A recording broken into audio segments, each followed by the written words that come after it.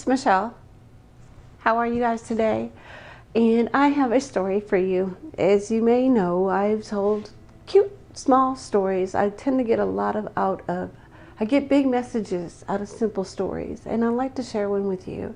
And this one is called The Starfish Story. An old man is walking along the shore, walking along the beach, and along the beaches, millions and millions of starfish.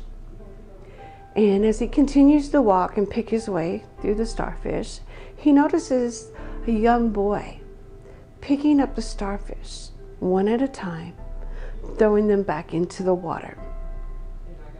The old man says to the little boy, "What are you doing? What are you doing? There's thousands and thousands of starfish. You can't help them all. You can't seem to make a difference." And the young boy looks back at the old man and picks up another starfish, and he says, "Tell it to this one," as he throws it back into the water. And yeah, that is the moral of this story, is that there's thousands and millions of people that we want to help. So we skip over that one. We skip over that one person that may need us to help because our ego doesn't think that our ego wants us to help the masses. Our ego wants us to be famous. Our ego wants us to be known for the big crowds that we can pull in. Our ego wants us to help everybody and save everybody. And what we forget about is maybe that one person that needs us the most, because they're not in a crowd, gets looked over. I've done it. I realize that I get angry sometimes when I only get one page like on my Facebook page, and I just keep scrolling. Maybe it was that one person that liked my page is the one person that needed my help the most. Helping one person might not change the world, but you can change the world for one person. And the best place to start, Mother Teresa says it the best, is the person right next to you. We tend to want to help everybody, the masses, the big crowds, the public, and we forget about the people closest to us. Sometimes people in our family, they don't support us because they don't see us helping them. You can make a difference. The best helping hand is the one at the end of your arm. So I hope this story does something for you like it did for me. And remember, helping one person may not change the world, but you may change the world for that one person. Thank you.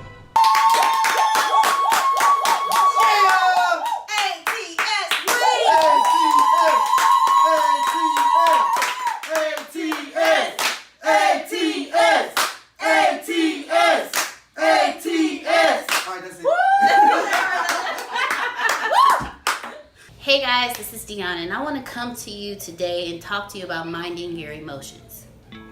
Minding your emotions is extremely important when you don't have the awareness level or the retraining of your subconscious to actually follow the flow of your emotions. Minding your emotions is extremely important because your emotions can veer you into a place that you don't want to be. Your emotions can veer you into darkness, or they can veer you into light. Mind your emotions. Why am I speaking on this? Because from personal experience, I have learned that when you do not mind your emotions, it takes you into a downward spiral effect if you're not minding your emotions in a positive way. When you're feeling bad about something, it's because that particular thing is not at the vibration of your focus. When your feelings are hurt, it's because what you're currently thinking about does not vibe well with who you are. When you mind your emotions, what anybody else says does not matter because you're focused on your ego. When you mind your emotions, what you see in front of you does not bother you or does not even tilt you either or, because you're focused on your end goal. When you mind your emotions, you're able to pause and respond instead of react. And yes, there is a difference between responding and reacting, because when you react to something, it's your natural inclination to do something. When you respond to something, you have taken the moment to pause and actually absorb all of the facts of a situation, and then you can respond. So when you mind your emotions, you respond instead of react. When you mind your emotions, you understand that this particular emotion that I'm feeling is not vibing right with me, because it's not who I am. So therefore, I need to change my focus to something that does vibe with my focus. Minding your emotions is extremely important in every aspect of your life, from your business to your personal being to your relationships. When you mind your emotions in your business, you're able to make the business decisions that are hard for some, and you're able to make the business decisions that others won't. When you mind your business in your personal being, when you mind your emotions, in your personal being, you're aligned with who you are. You know who you are. You are at a level of self-actualization where you understand that everything around me is great, because I only feel great. When you mind your emotions in your relationships, he won't bother you so much when he doesn't wash the dishes. She won't bother you so much when you come home and she's sitting on the couch watching TV and the house is a mess. Your parents won't bother you as much because they're a little on the old side and it's starting to switch and you have to start taking care of them. Or you just don't understand them anymore because they're your parents. Either way it goes, when you mind your emotions, life seems to be a lot better. So guys, I come to you today telling you to mind your emotions. If something bothers you, write it down. And ask yourself, what about this particular emotion bothers me? And once you ask yourself that question and you figure out the answer, now you have acknowledged what it is, and now you can control it where it does not bother you anymore. So guys, I come to you today again. Mind your emotions, and you will definitely have a better life. Thank you guys.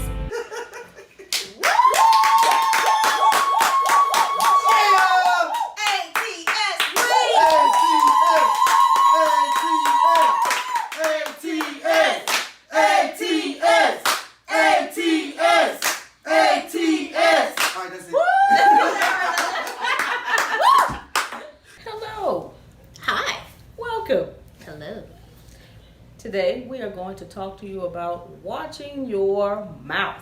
Watch what you say. That's it.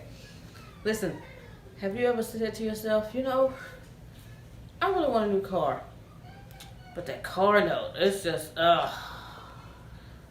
or I really need to get X amount of dollars, but the work it takes to get that is just... I have another one for you. Okay. Oh my goodness, I really want this job, but I don't qualify for it. Ooh. Okay. So a lot of times we don't get the things that we desire because of the things that come out of our mouths. Case in point, those examples, those 3 or 4 examples we just gave. Mm-hmm. Anytime you say, I really want this, but, okay, I desire $3 billion. The universe says, okay, $3 million could be on the way. But, oh, never mind. Anytime you have, let's see, I guess maybe an obstacle that you think of, you start, not an obstacle. Anytime doubt creeps in, you go further away from your dream than you are closer to it. When you continue to think about your dream and wanting to manifest the dream and vibrate at that frequency of your dream, the dream's coming closer to you. You're closer to it. But the minute doubt or hope creeps in, oh, I hope I get this job. Okay. It's pulling back from you. You have to watch your mouth. Yes. You want to watch the things that you say, and even the things you don't say, which means the things that you think in your head, because thoughts are just quiet sayings. Nobody can hear them but you, because you have thought them. My bad. Never thought about that way. Okay. But since you put it that way, you must watch what it is that you say. Yes. I really desire to get $3 million this year. Let me write down a plan to make that happen. There you go. You see how there was no doubt in there? I desire a 4-bedroom house. I want to have a movie room upstairs, a game room on the other side of the movie room. Yes. My master bathroom is going to be awesome. With the master bedroom, I love bathrooms. And when I go anywhere, I go look for the bathroom. That's just me.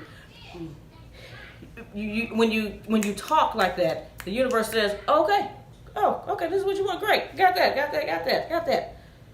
Woo, but that house, no. Well, never mind. You have to watch what it is that you say. What do you think? What I have learned in fault, in not paying attention, and in not pouring is once you speak something, you lose everything attached to that something. When you say, this is what I want, you, as Grace was saying, you stay focused on that want and you vibrate on that want. Don't let what you see in front of you distract you from that focus. Because if you look at your reality, you will instantly start vibrating at your reality instead of at what you're focusing on. That's right. Speaking these things and having these private conversations in your head, the sayings that only you can hear, that completely twists what you want and it changes your vibration. So watch what you say. Watch what comes out of your mouth. Watch what pops in your head. Because as Grace said, even hope is the pretty word for doubt. When you hope for something, you're secretly doubting it. That's why you're just, I hope I'm able to get this. Yes. But there's that doubt in your mind that's like, but I know I probably won't be able to. Hope is just a pretty word for doubt. Yes. You have to believe and feel it. That's it. So when you talk to yourself, close your eyes and talk to yourself positively. Talk to yourself about all of the wonderful things that you can do with that $3 million. Talk to yourself about all the wonderful things that you can put in your 4-bedroom house with that wonderful bathroom. I understand the bathroom. Trust me, I do. With the walk-in closet, with the little aisle in the middle for your jewelry. I got you. You saw my house too? Okay. And literally feel yourself in that house. Feel yourself taking your phone, looking at your balance on your bank account and seeing 3, 0, 0, 0, 0, 0, 0, 15 cents. Don't ask me where 15 cents come from. Just know it's in there because we all got that weird balance in our account. Okay. So, watch what you say. Yes. Because what you say is everything. Literally, what you say is everything. Dr. Shannon R. Clark, last thing. Dr. Shannon R. Clark taught us that belief makes your dreams come faster. Hope slows your dreams down. And doubt slows them down so much you might as well forget it. Yep. Watch your mouth.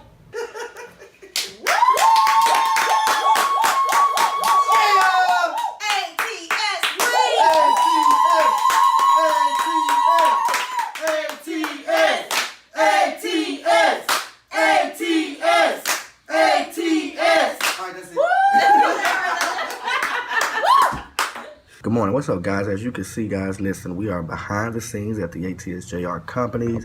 We are about to do some major recording on today. Some big things about to happen. But look, I want to come to you real quick. I want to give you 3 secrets of successful selling.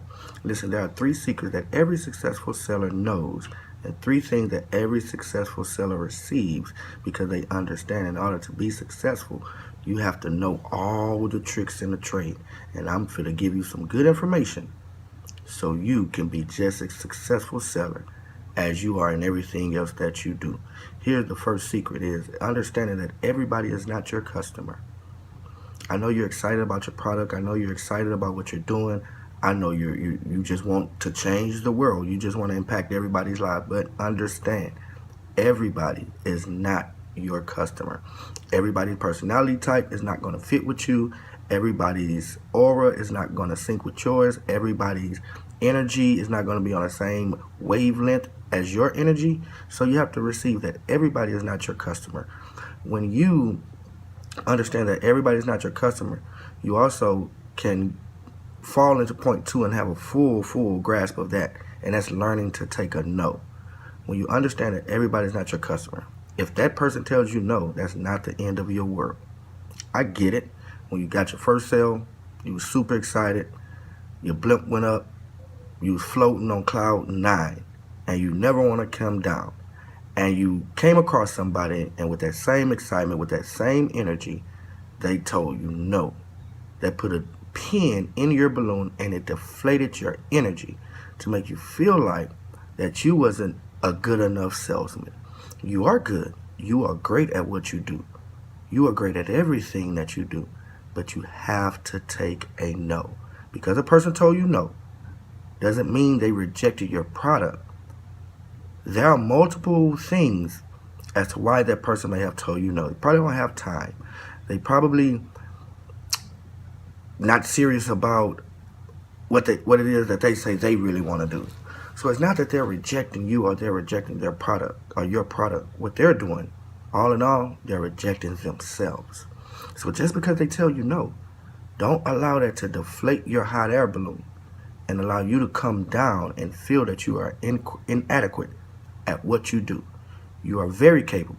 You are very worthy. That's why you have made the success in which you have made thus far in your career, in your life, with fulfilling your dreams, with going after your goals, with shooting for the crown. You have been doing it. You have been doing a great job. Some people may have told you no. That doesn't mean for you to quit. That doesn't mean for you to change what you're doing. All that means is that person just rejected them. So they rejected the product in which you was trying to offer them to help them better themselves or change themselves or whatever the case may be. Also, point 3, knowing when not to close. This one is rich. This one is thick because every good salesman knows that every person I talk to, I don't have to close them right then and there. There are some customers I'm going to speak with that's going to be super anxious, super excited. They're going to jump on the product instantly. I don't really have to explain to them the product. They're going to jump on it instantly because they're excited. Close those. There are going to be customers in which they're going to show some interest and they're going to show some excitement, but they may not have the money for it. Don't close those. You have to know when not to close. You have to know when not to make the sale. It may not be made at that moment, during that time, at that day. It's not to say it won't be made at all. There are many customers that I have closed, and it took me about 4 months to close or convert these customers because I understood when not to close them. So I allowed the information, or I allowed the conversation to go from one conversation to another conversation to another conversation to another conversation. And when the time came for me to close them, I literally didn't have to close them. They closed themselves because I know when not to close. I knew when not to try to make them feel like I'm pushing them in a manner in which I just want their money. Know when not to close. Another way to know when not to close is to know that some customers you may have to pass off to a fellow teammate or somebody else for them to do the closing. Man, I got customers that have people that I don't close. I just introduce to the product and may have a mutual friend, and I'll speak with the mutual friend or something concerning the matter and understanding my customer's personality. I don't close them. I put the friend on them. Hey, you close them out. And we'll settle the smoke at the end, but you close them out, because I understood that my personality, I couldn't close them. You know them and you know their personality. So close them. Everybody want to be sold, but everybody don't want to be talked to like they're being sold. So when you're selling people, some people you got to pass off to the next person and not close them. Let them close them. So let's recap these 3 points. Everybody is not your customer. Learn how to take a no. Don't let the no deflate your air balloon. And know when not to close. Listen, you grasp these 3 points, I guarantee you will be in the top 10%. Scratch that. You will be in the top 2% of whatever company, organization, or team you are on. Grab these points and become the greatest salesman that you've ever been in your life. You can plan better. You can dominate. Antonio T. Smith Jr., welcome to the world's new #1 sales training platform that there is.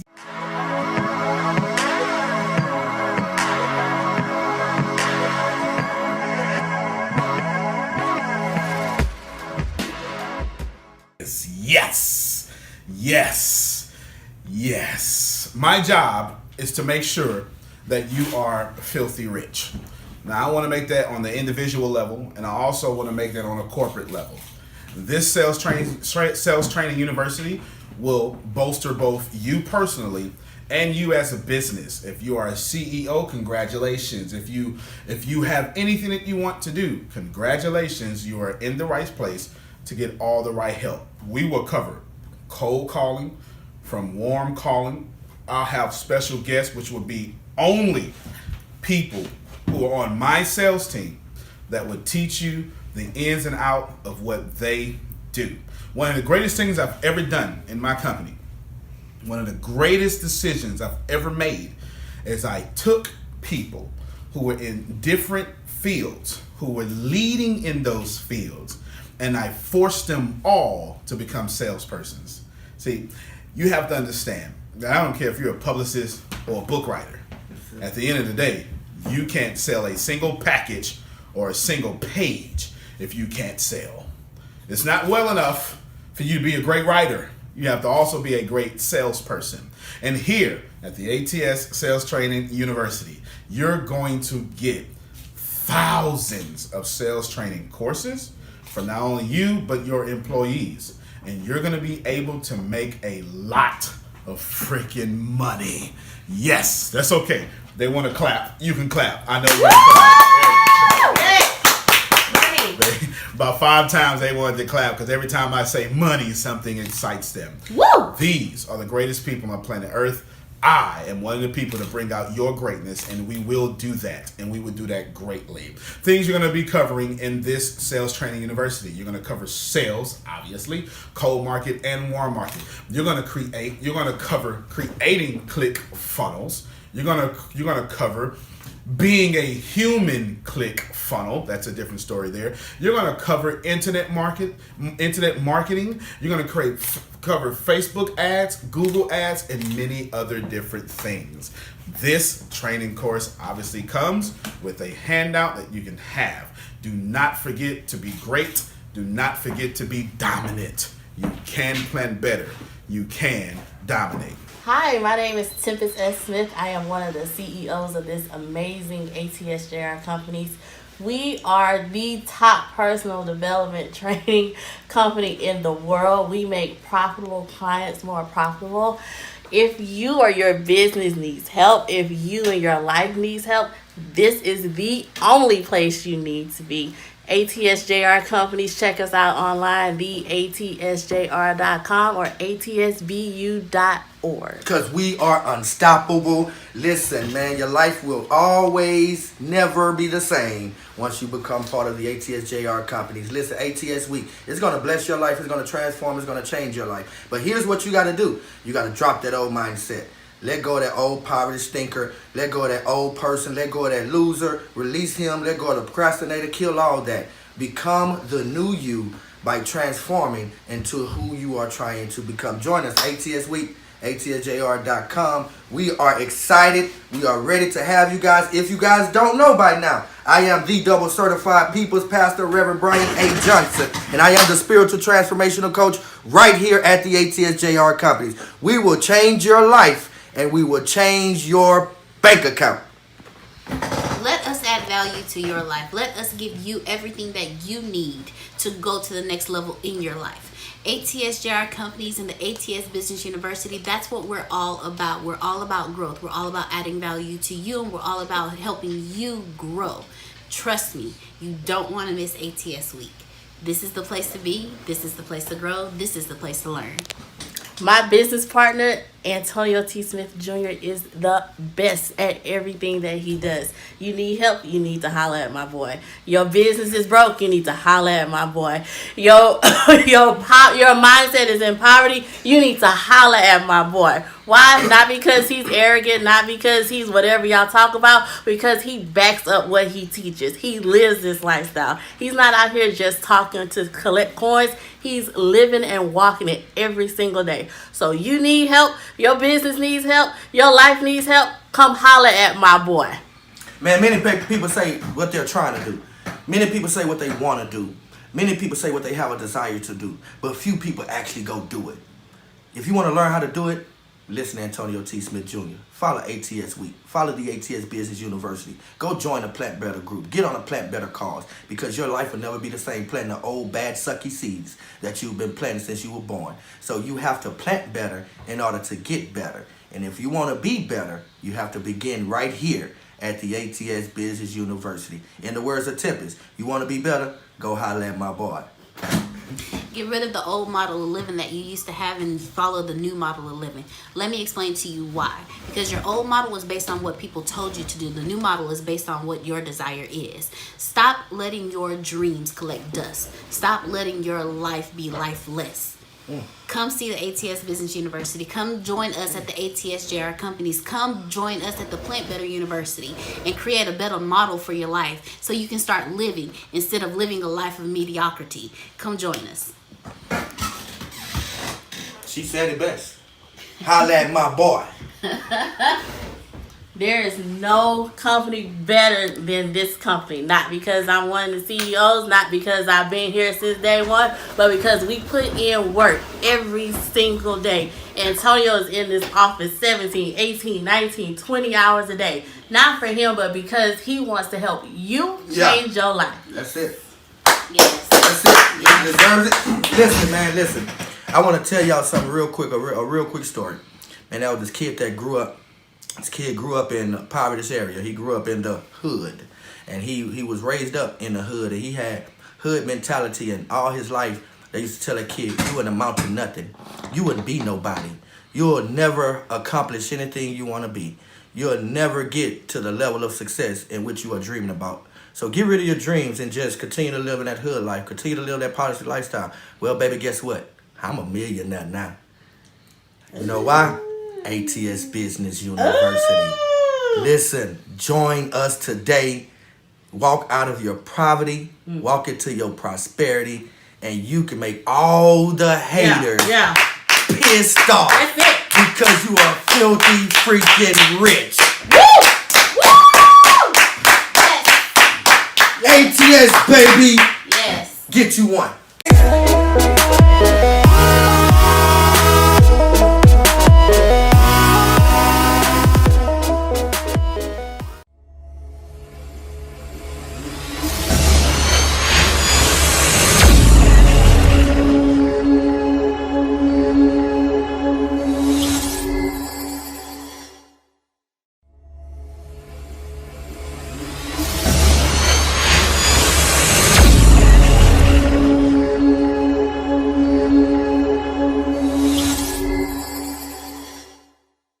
Hello everyone. I'm in the car with my son, Demetric. Say hey, Demetric. Hi. And we are on our way to football practice, and I'm doing a video because my baby spends a lot of time with me, and his mommy is always doing something. And so I wanted to kind of let you all see me from his eyes. So, Metro, can you tell the people, what does mommy do? Well, mostly when mom sleeps, eats ice and carrots. She does her coaching meetings, and she takes care of me. All right, so y'all heard him. His mommy sleeps, eats ice, eats carrots. She does her coaching calls, and I take care of him. Now, Metro, where does mommy spend most of her day? What do I do during most of my day? At work. Okay, but when I asked you what did mommy do, you didn't say anything about that. What do I do at work? Who am I? You are a counselor at You don't have to tell him this school. But I'm a school counselor. But when I initially asked my son what I do, y'all heard coaching calls. So he sees what takes precedence in my life. And when I ask him what I do, he says more about my dream than my demand. I have to take care of him. You heard him. And so while I build my dream, while I attract to me the finances that I need to come to me through coaching, I am a school counselor. But my child sees that his mommy does coaching calls. How do you feel about the coaching calls that mommy does when you hear mommy talking? It's pretty inspirational. You do a good job when you talk. And I think you should do this more whenever you get home. He said it's pretty inspirational. He enjoys when I talk. And he feels I should do it more when I get home. All right. So, Metro, what do you want to be when you grow up? An astronaut. And is mommy going to do everything in her power to make sure that happens for you?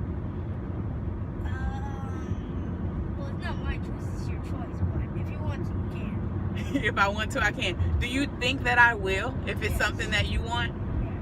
Yes. Yes, I will. So, what makes you want to be an astronaut? Well, really, I've actually wanted to be a ninja, but I've actually wanted to be an astronaut because I want to see what the moon is made of. Because you want to go see what the moon is made of. All right. That's awesome. That's really awesome. So, what is it that you see mommy do that you feel will be necessary for you to do in order to become an astronaut? Take chances. Take chances. Did you hear my baby? My baby said take chances. Listen, adults. Listen, comfortable people. Listen, people that push your children to be doctors, lawyers, nurses, or teachers because you don't know an astronaut. My baby said, take chances. And he learned that from watching his mommy. You can plant better. You can dominate. Say bye. Bye-bye.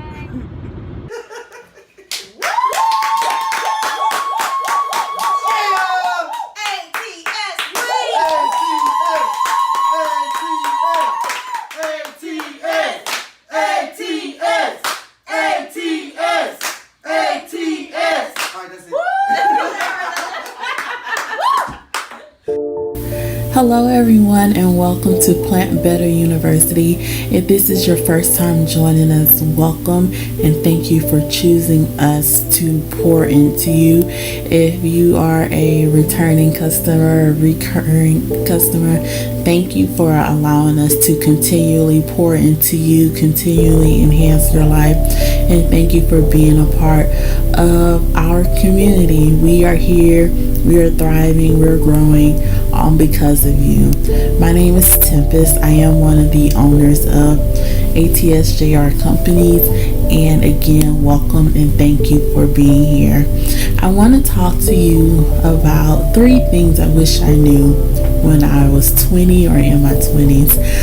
I'm now in the 30 club, and now that I'm older, I'm a little wiser, and I've gone through some things, just some reflections about what I wish I knew, what I wish I would have listened to when I was in my 20s. And maybe you're older, maybe you're younger, but I feel like it's something that we all can learn and all grow from. So the first thing I wish I knew, wish I told myself, wish I understood that I was enough. I am enough. I don't think I really understood that until 29, and very late 29. If I knew that I was enough in my 20s, I could have avoided a lot of situations. I could have avoided painful relationships, painful friendships. I could have avoided not being in certain situations.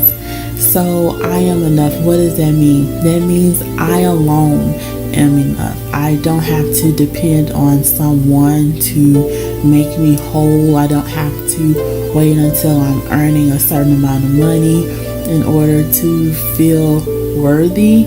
I don't have to worry about, or I don't have to have a certain degree by a certain year, or a certain level of degree by a certain age.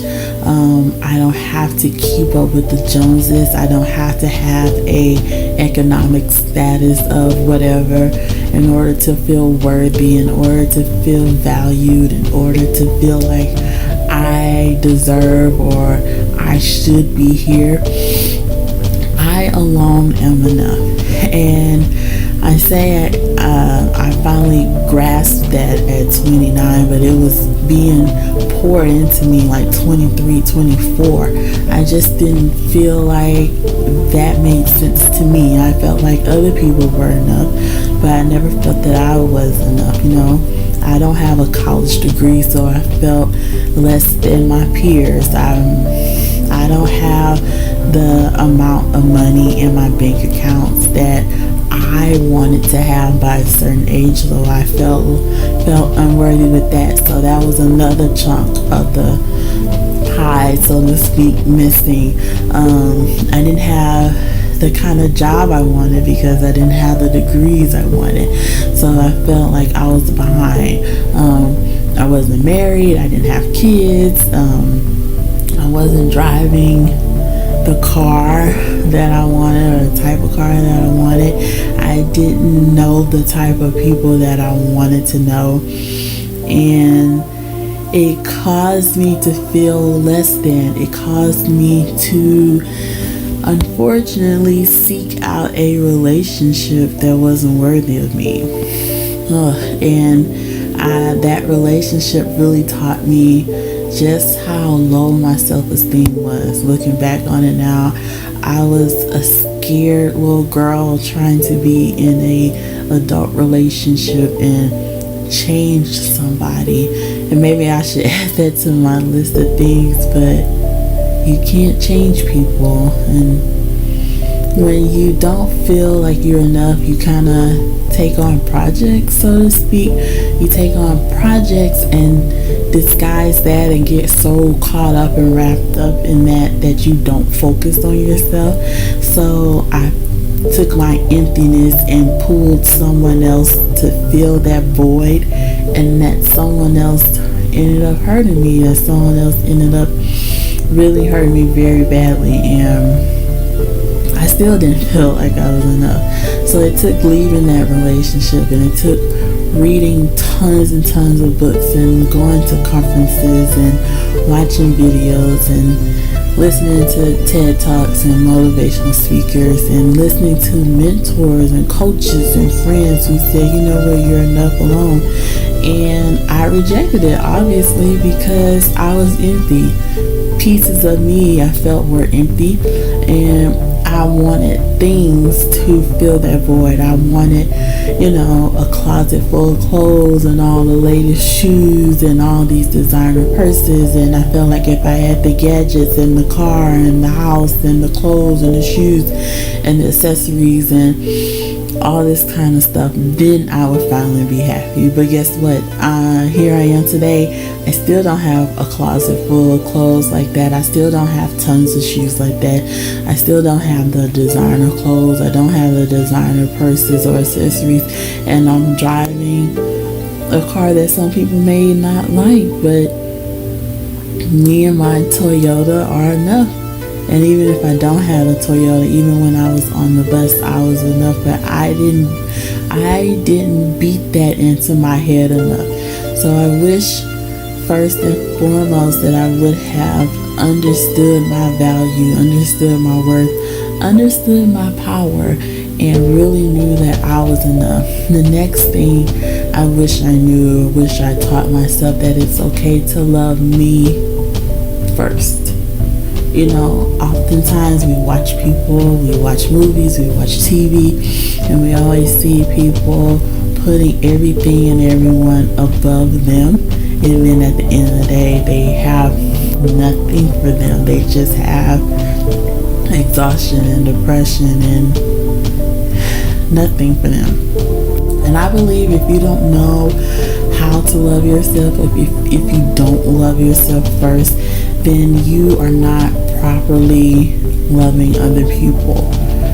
You know, it's difficult conversation, but it's difficult to have someone say, oh, I love you, but then you don't love yourself. Like, how can you love someone if you don't love the person in the mirror? And it's kind of unfair, and you do them an injustice, and you do yourself an injustice, because you're not really loving them. You're kind of using them again to fill a void. But when you love yourself properly, when you love yourself first, then you can pour out into other people. You can pour out into others. You can love people properly. You don't get upset with them as much. You don't want to argue as much. You do start to see things from their point of view first. You pause before you jump at it, jump at something. You learn to pause and have a conversation rather than an argument. When you love yourself first, you take care of yourself. You eat better, you exercise, you take care of your things, you take care of your body. You spend more time with self-care, whatever that means, reading books and whatever self-care is for you. So you learn a self-care routine. You know what you want and what you don't want. You know what your worth is and what it feels like to feel worthless. You know what your value is, and you know when and where you should take you and your value. You know when to pull back. You listen to your energy. You listen to the vibes. You listen to the frequency around you, and you know who and who not to entertain, who and who not to allow into your circle, who to call your friend, who not to call your friend. And you just experience life, I believe, at a totally different level. So definitely love yourself. And last but not least, learn to say no. This was a very hard lesson for me. I often would say yes to things. Yes, I'll help you. Yes, I'll go here. Yes, I'll do that. Yes, and almost killed myself for it. I almost ran myself into the ground saying yes to everyone else. Sometimes I did things that were uncomfortable, that I knew I shouldn't do. I did things that I knew I had no business being at, being in places I had no business being at, interacting with people who didn't feel good to be around, but I said yes anyway, and I suffered for years, saying yes to being around certain people instead of saying no, and agreeing to their energy when it caused me pain, taking on projects from other people and they wouldn't even say thank you or consider me and what I had to do as long as their project got done. Just so much. So I wish I would have learned earlier to say no, I'm sorry, I can't help you, or not even qualify, just say no. It's okay to say no, and it kind of goes back to that. It's okay to love yourself first, because when you do love yourself, you do know what, like I said, you do know what you do want, you do know what you don't want. And a lot of times we say yes to things because we think it's gonna make us look better as people. We think it's gonna make people like us, or we have a disease to please, as Oprah Winfrey says. And I forget where I heard this. I think she did an interview with Stafford Business School. It's on YouTube. It's like an hour link. And she said when she made it big, when she became Oprah, she had all sorts of phone calls and people asking her to help with this and that and pay my rent and pay my bills, and can you help me out of this situation? And because she had a disease to please, she said yes to a lot of things. And then finally she learned to say no, and she ended up telling Stevie Wonder no for something that he wanted. And she said she was afraid that he was gonna stop liking her, and she said he just continued the conversation, said okay, and continued the conversation. And I think a lot of us say yes to certain things because we want to keep friends, or we want to be liked, or we want to be depended on. But we really should be saying no and taking time out for ourselves, building ourselves up, spending time with our family or our business, or doing the things that we want to do. So it's okay to say no. And I think that goes for people in any age group, but it's wise, I believe, if you learn that early, so you're not spending your later years trying to unlearn decades of programming where you feel obligated to say yes to everyone. I wish I had told some people and their projects and their demands no, because I'm still affected by just not pain, but just I'm still affected by when someone mentions their name. I kind of frown up because I remember how I was treated, but I really can't blame them. I blame myself, because if I had never said yes, I never would have been mistreated the way I was. So to recap, number one, know that you are enough, and that goes for anybody. And I don't have kids, but the day I do, I will start pouring that into them from day one. You are enough. Number two, it's okay to love yourself, and I hope that you grasp that more than anything, because I think that's the glue that connects all of these points together. Even though I have three, and I could go on and on and on, but I'm going to stop at three. And then last but not least, learn to say no. It's okay to say yes to you. Lisa Nichols, she's one of my role models, and I'll end with this. She says, learn to say no, so when you say yes, it's powerful, it's meaningful, and you feel it. So say no so you can say yes to you. So I hope that you did learn something. I hope that something was said that helps you. If you have any questions or you need to talk something out, feel free to email me at tempest@batsjr.com. Again, thank you for joining Plant Better University, and we'll see you soon.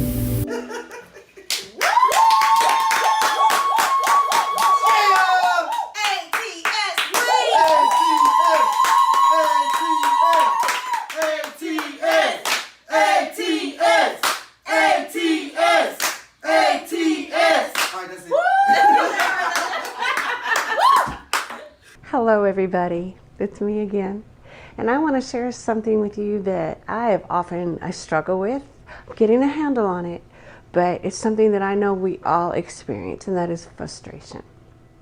Frustration comes in all forms, and all of them are negative. We get frustrated when we're struggling with something. We get frustrated when we have to make a decision. We are frustrated when we get annoyed, like standing in line at the grocery store. I get annoyed. We get frustrated when we're irritated with people around us, or at anything. We just get irritated. These are all emotions that we put out when we're frustrated. We actually hold resentment when we get frustrated. We get overwhelmed. When we have a lot of tasks to do, we just get frustrated. We're like, what do we do? And actually, this is the sign of frustration. You just, stuff you've done. I do that. It's like an adult temper tantrum. I know it sucks to say that, but that's exactly what it is. We also get frustrated when we think we are misunderstood. When you're trying to explain something to something and it's not coming out the right, or we say something and somebody else takes it the wrong way, and we get frustrated with that. We also get frustrated with disappointments. It's life. We get a lot of disappointments, but that makes us frustrated. Sometimes I cry when I get frustrated, and it's really not the frustration. It might be just the disappointment. When we get frustrated, it causes confusion, not only in ourselves, but the people that we have around us. And it just creates a bunch of turmoil. Being frustrated makes you feel like you are not in control. Being frustrated makes you feel like you just want to quit. Being frustrated makes you nervous and gives you anxiety. Being frustrated makes you tired and exhausted. You know why? Because it's wasted energy. Why do I know all this? Because I'm a master of being frustrated. I can give you the how and why I get frustrated. Maybe if I show you a little bit of my transparency, you may also look into yourselves and see what things that make you get frustrated. But I have 4 top things that make me frustrated. One of them, and these are all my transparencies. I'm not saying that they're yours, but I'm actually being really transparent. And it's kind of hard for me to say some of the things because it makes me take a look back and then actually sees you, that you see me in a way that I'm not too proud of. Number 1, I get frustrated because I don't read actively and I don't listen actively. The other day I had a toy for my grandson and I ripped it out the box and, oh, I got this. And I was frustrated, and if I would have just went back and read the directions, it would have been just fine, and I wouldn't have went through that hot flash and all that crazy stuff and thinking I forgot a part and this and that, thinking that the batteries, it must be the batteries because it sure wasn't me. Or I don't actively listen to people. Somebody may give me directions or answer a question that I asked, and if it's not the answer that I think I want it to be, I resist them. And I get frustrated, and it's all my fault. It's all my fault. So that was number 2, is that I resist answers to questions. I resist new information. I'm learning how to do something, and then it goes against what I think it should be. In the first place, I shouldn't even ask. So yes, that is all resistance and rejection, and it all goes behind me. I'm the one who's resisting. I'm the one who's rejecting. I'm the one who's not listening. I'm the one who's not reading. And the third one is I have control issues. And I found out recently that I get more frustrated with the people in my life, the people that I love, because those are the ones that I want to control the most. I have a young adult daughter who I get frustrated with because I try to control her. I try to control what she wears. I try to control who she sees and all this kinds of thing. And then I'm just trying to control her. I need to allow her to be who she is, the way she is, and leave it at that. The good news is that I have 7 things that have helped me get a grip on my frustration. Number 1 being the power of pause. Think. Just stop and think. If I would have just stopped and thought and read the directions and listened to what the directions were telling me, I wouldn't have gone through 20 minutes of trying to figure out this stupid toy. So I wouldn't have. It was adult temper tantrum. So if you use the power of pause, slow down, use the power of pause and think. Is this really necessary? This frustration, if all these feelings of being overwhelmed and being annoyed and irritated, is it really worth this energy that I'm giving out? And it is negative energy. Number 2, just do the opposite. If you're getting frustrated because you're not reading the directions, read the directions. If you're getting frustrated because you're trying to control someone, stop controlling them.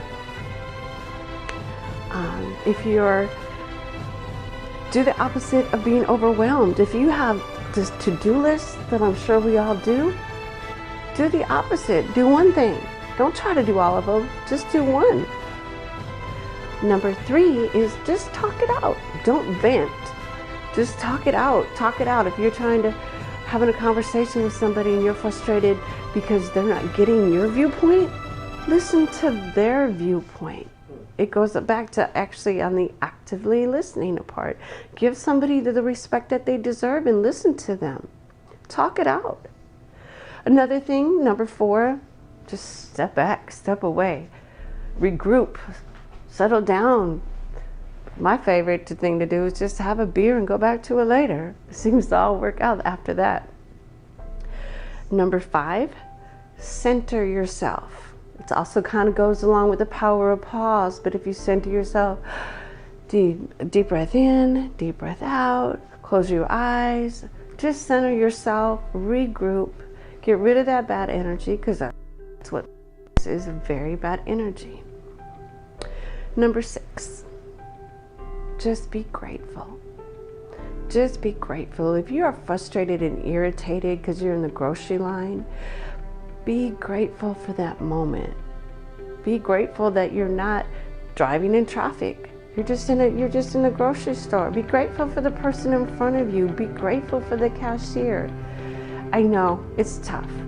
If you're in traffic, be grateful that you are in traffic. Be grateful that you have a job that you're just leaving from or you're on your way to. If you have more gratitude and more gratefulness and just enjoy the moment, put in an audio book, play your favorite song. Just get rid of that bad energy from the frustration. And number 7 is look at things from a different angle. If you change the way that you look at something, if you change the way that you look at it, the things that you look at actually change.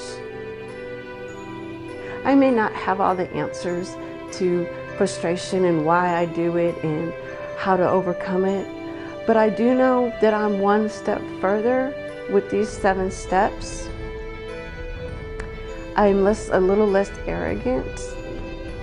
And another thing that actually, I did miss one thing, and I skipped over it, but to show my true transparency and why I am frustrated is sometimes I save the worst for last.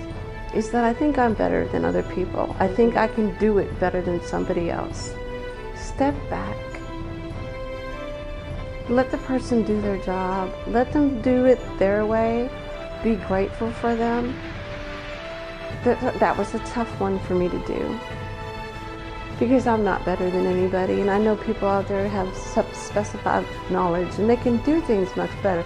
I am an equal. I'm not better than anybody, and that was the hardest, toughest lesson that I ever had to learn. So I had to lower myself. I had to do it. You can too. There's a lot of people out there with a lot of great ideas. There's a lot of people out there with a lot of love that you don't need to control them. Be grateful for them. Listen to them. And just be a better person because of it. My name is Michelle, and I hope I helped you a little bit with your frustration. I know I'm still working on mine, but I got a better handle with it. Thank you.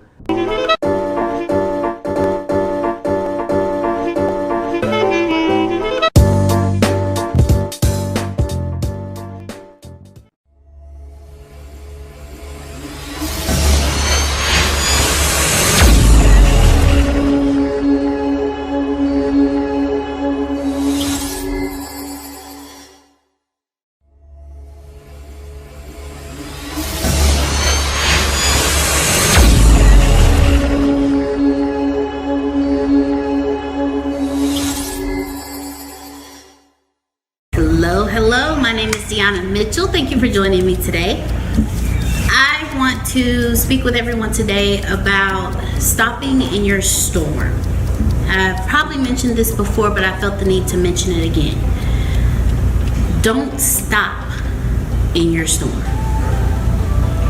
What do I mean by don't stop in your storm? Let me tell you a story. There was a young lady who used to drive around a lot. She drove around a whole lot, all over the place. And in the middle of a storm, she got into a car accident.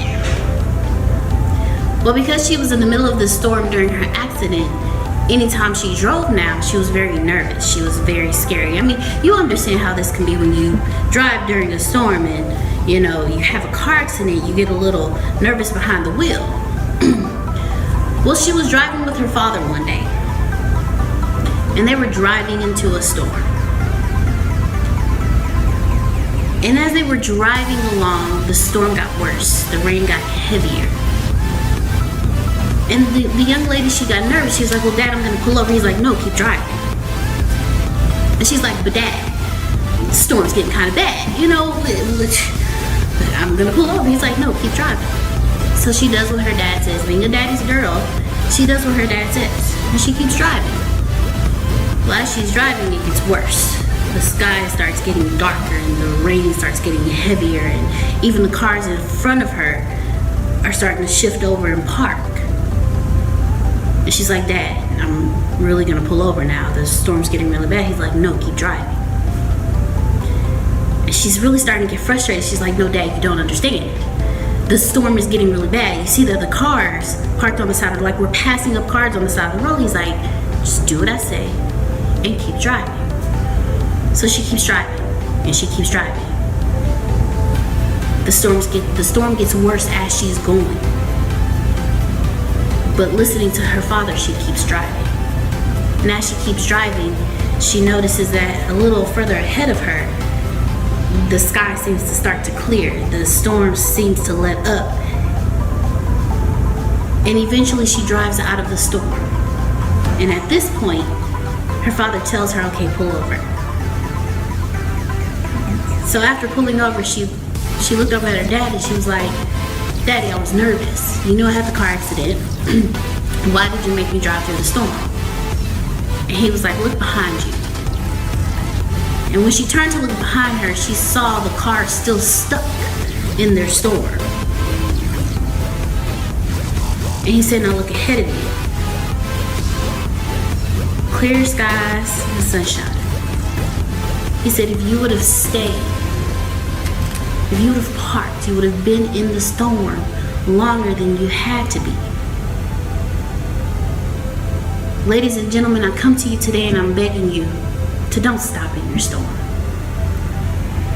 Stopping in your storm causes you to stay in your storm longer than you have to and longer than what is necessary. And what do I mean by don't stop in your storm? Our storms are anything in our lives that hit us and they seem so much to where we want to just stop in the middle of it. Those are the storms you keep moving. You do not stop. Because when you stop in your storm, you stay in your storm. And when you stay in your storm, you end up missing the sunlight and the blue skies. Let me give you an example of staying in your storm. When you grow up following the examples that were placed before you. So you do everything that these examples showed you. And these examples could be anything. These examples could be friends, they could be family, they could be parental units. These things could be teachers, they could be anything. But you follow these examples. You do exactly what these examples say, but you're doing things that cause you to hit bumps in the road. You're doing things that aren't quite as pleasing to you. So you shift. And you start doing things that you're passionate about and that you love. And in the process of doing this, you realize that you keep hitting wall after wall after wall after wall. Those walls are your storms.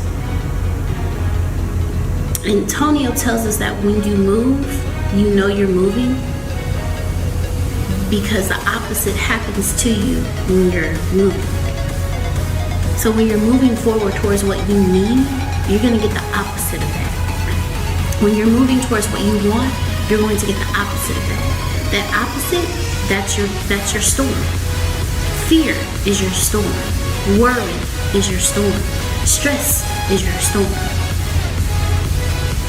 Don't stop in your storm. You keep moving. Just like the dad told the little girl, no, keep driving. You gotta keep moving. When you hit that wall, when you hit that storm, you don't stop, because your sunshine and your blue skies are right on the other side of that. How do you not stop in your storm? It's quite easy.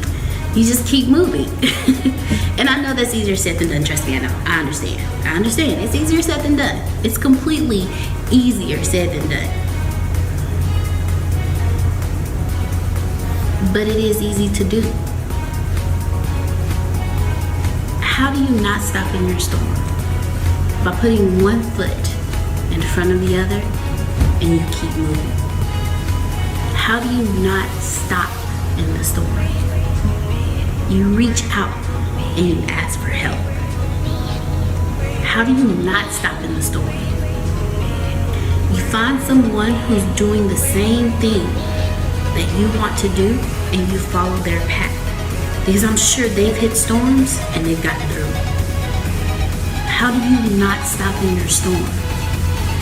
You let your passion for what you're doing be stronger than your storm. Don't stop in your storm, because stopping in your storm is staying in your misery longer than you have to. Stopping in your storm is being rained on, being flooded out, not being able to move forward, not being able to see in front of you. But if you really think about it, look at how you drive at night on the darkest of the darkest roads. Can you actually see in front of you if it wasn't for your headlights? And even then, your headlights only shine 200 feet in front of you. Yet, you don't stop in the dark. Apply the same concept to your storm. You can only see so far in front of you, but you keep moving because you have faith that those headlights are going to stay working and keep moving and keep you going forward and keep you being able to see 200 feet ahead of you at a time. And every minute is an extra 200 feet. And every mile is an extra 200 feet until you get to your destination. Apply that same concept to your storms. When you hit a storm, believe within you that you're going to get through the storm, and you keep moving. Even though you cannot see past the storm, you keep moving. One foot at a time, one foot in front of the other. Read books to help you through your storms. What I mean, read books to help me through my storms? What's a book I'm doing my storms? Okay, look, let me explain to you. We have a certain mindset when we go into our storms. The same mindset that got us into that storm cannot get us out of that storm. So you have to change how you think in order to get out of that storm. It's not easy because you have years and years and years of compounded, unintentional, intentional learning and building that is within you. And it's in there and it's solidified and it's like just there, like nothing can change it. But when you read and you educate yourself and you stretch your mindset and you raise your ceiling on your thinking, you'll be able to take another step while you're in that storm. Personal growth and personal development is a storm in itself. Because once you start, you're consistently in a storm because you're consistently battling the storms of what used to be versus the storms of what you want. So don't stop there. Keep moving, because it's not easy. It's going to hurt. Because while in this storm, you're literally washing away everything that holds you back. But you can't stay in your storm too long, because you remain in a place of indecision, and you remain in a place of uncertainty, and you remain in a place that's just a flat line of your life. Life is a heartbeat. You're gonna have your ups, and you're gonna have your downs. But don't stay in your downs. Don't stay in your storms. Why drown yourself in your misery when you can just put one foot in front of the other and keep going? How else do you not stop in your storm? Like I said, you find friends that are willing to be in that storm with you and help you through and motivate you. Hey D, did you get it done? Hey D, what you doing? Hey D, keep moving. Hey Lisa, come on, let's go over here. Hey Lisa, are you having a bad day today? Come on, talk to me. Let it out. Don't hold it in. Your friends will help pull you through these storms. They'll be the dad in the passenger side that tells you to keep moving forward. When you're ready to park, they're the dad sitting next to you saying, don't stop, keep moving. You're going to need that. You're going to need someone who is on your side, telling you, don't stop, keep moving. Because if you stay in your storm, you may be there by yourself. Because being in your storm is a lonely place. Your friends are moving through the storm. They can only take you so far. You have to want to be out of your storm. So that's why I keep telling you, don't stop in your storm. Because you'll lose the friends that you're supposed to have. And you'll be stuck with the friends who enjoy playing in the rain.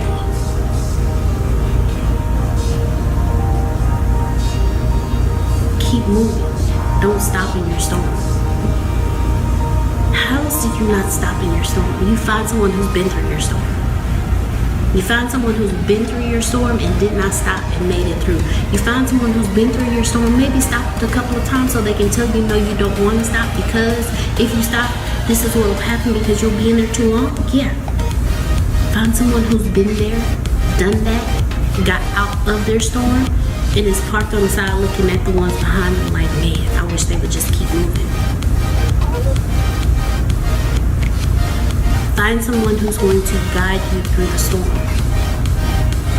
Because while you may not be able to see in front of you, they already know what's ahead. So they can tell you, no, keep going. When you want to say, no, I just want to pull over and park, you're going to say, no, just keep going. I know what's there, keep going. You don't want to stay here. I'm going to give you a prime example. I was driving around with Antonio because we had an event that we needed to go to. And he said the most profound thing to me, and it stuck with me. I had turned the wrong way. And I was going to keep going to see if it looped around. And he stopped me. He said, no, why are you still going in the wrong direction? I was like, well, I was just going to turn around and go. He said, no. He said, let me explain to you why. He said, it takes you longer to get back on your path when you go in the wrong direction. Once you realize that you're on the wrong path, stop, turn around, go back, and get back on your path quicker. It's the same as don't stop in your storm. If you stop in your storm, you stay in your misery longer. Whereas once you realize you're in a storm, and you're like, oh no, that's a storm over there, let me go this way, you're still moving forward. Find someone who has done what you are doing and got through it so they can help you through your storm. Ladies and gentlemen, why am I speaking to you today about not stopping in your storm? Because I've stopped in my storm before. I've stopped in my storm on several occasions. So I'm not telling you something that I have not been through myself. I've stopped in my storm and I've spent months and years getting flooded out, trying to save everything from the rain, and I just stopped and I sat in my storm and I watched it get worse and worse and worse. I'm telling you this story because I understand how it is to sit in your storm. I understand how it is to not keep moving through your storm. But I'm also talking to you because I also understand how it is to not stop in my storm, to keep moving through my storm, and to sit on the other side of that storm. I've been in my car and I've turned and I've looked back and I've seen those that are still parked in the storm that I just drove through. So I just want to let you know, guys, don't stop in your storm. Keep moving.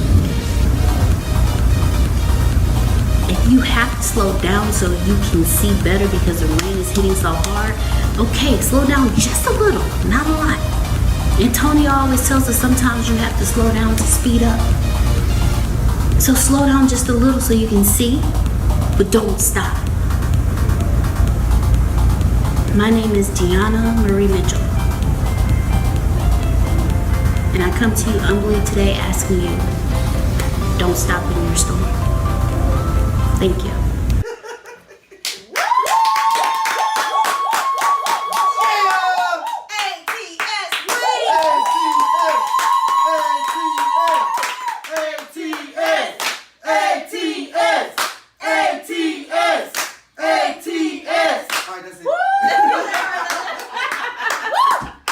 Hello and welcome to Making Money Fast with Grace Sandals.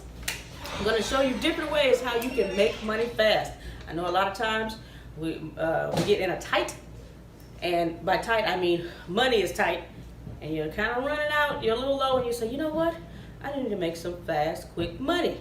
You want to make it the legal way. Here are some tips. Number one, drive with Uber.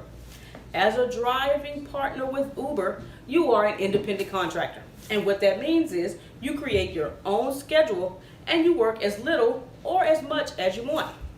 Now, to calculate how much you earn, there's a base fare, and you add that to the time and distance traveled after your pickup, after your passengers that you pick up, and then Uber will charge a service fee. So this is how you calculate how much you will earn in that time. The requirements for driving with Uber. You must be at least 21 years old and have at least 1 year of licensed driving experience in the United States. Now, if you are under the age of 23, you must have at least 3 years of licensed driving experience.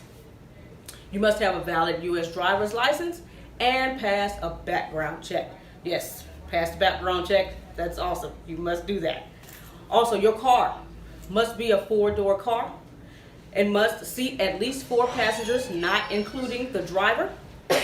And you must be registered in-state and be covered with in-state insurance. So whatever state you are in. I live in Texas. So in order to drive with Uber, I must have a 4-door car. I must be able to seat at least 4 people, not including myself.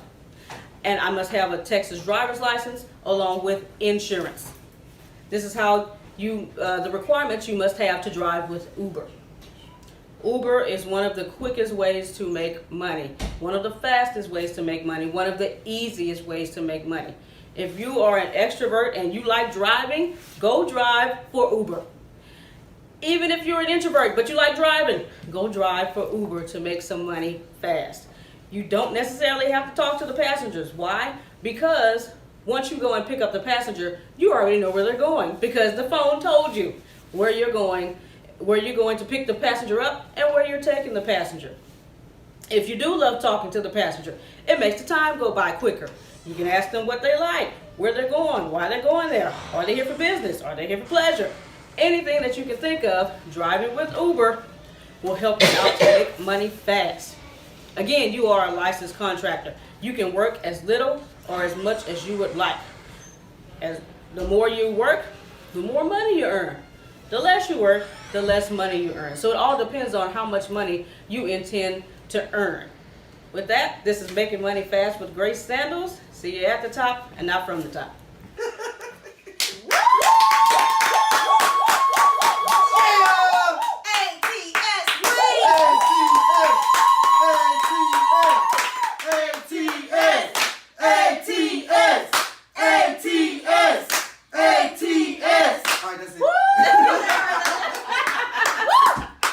Hello and welcome to ATS Week. I am the double certified Reverend Brian A. Johnson, and today I come to you and I want to talk to you about how to overcome pride. At first glance, being prideful may appear as a strength. In truth, pride is synonymous with self-praise, self-importance, which means prideful people may have difficulty seeing their own shortcomings. If you're prideful, you may view yourself as being better than others. In the end, pride can ruin relationships and stomp self-growth. Overcome your pride by acknowledging this bad habit, eliminating self-consciousness, and replacing it with humility. John C. Maxwell quoted, "The point is that each person's pride is in competition with everyone else's pride. It is because I want to be the big noise at the party that I am so annoyed at someone else being the big noise." Now, what you want to get clear is the pride is essentially competitive. It's competitive by its very nature, while the other vices are competitive only, so to speak, by accident. Pride gets no pleasure out of having something, only out of having more of it than the next man. We say that people are proud of being rich or clever or good looking, but they are not. They are proud of being richer or clever or better looking than others. If everyone else became equally rich or clever or good looking, there would be nothing to be proud about. It is the comparison that makes you proud, the pleasure of being above the rest. Now, let's talk about pride. I have about 5 points here. I have 5 points here for you about pride. And then in our next episode, or our next video, we're gonna talk about how to deal with pride. Right now, we're talking about how to overcome pride. And your first point is acknowledging your pridefulness. Be accountable. If you are a prideful person, you may have trouble accepting your faults. And anyway, everyone has some difficulty taking ownership for their faults. You might deny responsibility because the act of being wrong doesn't align with your self-concept. But admitting your fault is not a weakness. It's simply a part of being human. Listen, learn to admit the mistake and apologize. Rectify the wrong. Simply say, "This was my mistake." Doing so will help you retain relationships and maybe even benefit your personal growth. Excuse me. C.L. Lewis says about acknowledging pride, "If anyone would like to acquire humility, I think, tell him the first step. The first step is to realize that one is proud. And a bigger step too, at least nothing can be done before it. If you think you're not conceited, it means you are very conceited indeed. Point 2, lose the defensiveness. In a way, excessive pride places you on a shaky ground because you're always fearful of losing favor or status. Because of this instability, you might be quick to defend. Defensiveness makes you appear inflexible and insecure. It also shuts down the lines of communicating. Instead of jumping to defensiveness, pause. Don't follow your instincts, which are to defend. Take deep breaths. Agree to a degree by saying yes and. This is preferable to saying yes but, which comes off as very defensive. Then try to work with the other person to brainstorm an effective solution that doesn't jeopardize the relationship. Do your best to develop a curious attitude and a take in others' point of view. Work on accepting criticism as a learning experience. Taking things personally make it difficult to reflect and improve. Number 3, practice mindfulness. Mindfulness always allows you to slow down and connect with the present moment. Mindfulness brings awareness to your thoughts and can help you notice your prideful thoughts and reactions. When you lack being mindful, your pride allows you to display a form of selfishness that is uninviting. Excuse me. You can activate mindfulness during times when your pride is in control. For example, you feel intimidated by a coworker who is doing an outstanding job. You might slow down and tune into your thoughts and feelings. Remember, you don't have to see others' success as intimidation. Let me repeat that. You don't have to see others' success as intimidation. Think of ways you can learn from the person instead. It can help to celebrate the other's success. Number 4, and I love number 4, it says laugh at yourself. There's an old saying that says, blessed are they that laugh at themselves, for they shall never cease to be entertained. Once you begin to look for the humor in your behavior and situation, you'll find it everywhere. Prideful people take themselves way too seriously. By laughing at yourself, you begin to see how absurd we can all be sometimes. The book I love to read and read more often than others said, laughter is good for the soul. There was a study done, and the results said that it takes less muscles to smile than it does to frown.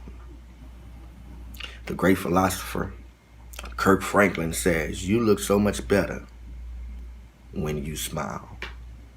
So laugh at yourself. And number 5, bringing it together. If your pride pushes you towards performing with excellence, doing your best, and finding the joy in the accomplishments of others, it's probably helping you become a better leader. But if there's even a hint of competition or self-promotion in it, it's probably having a negative effect on your relationships that can hurt both your life and your leadership. If that's true, do what I try to do. Shift my focus onto others and follow the tips above. There you have it. How to overcome pride. Thank you for joining us for ATS Week. Catch you next time.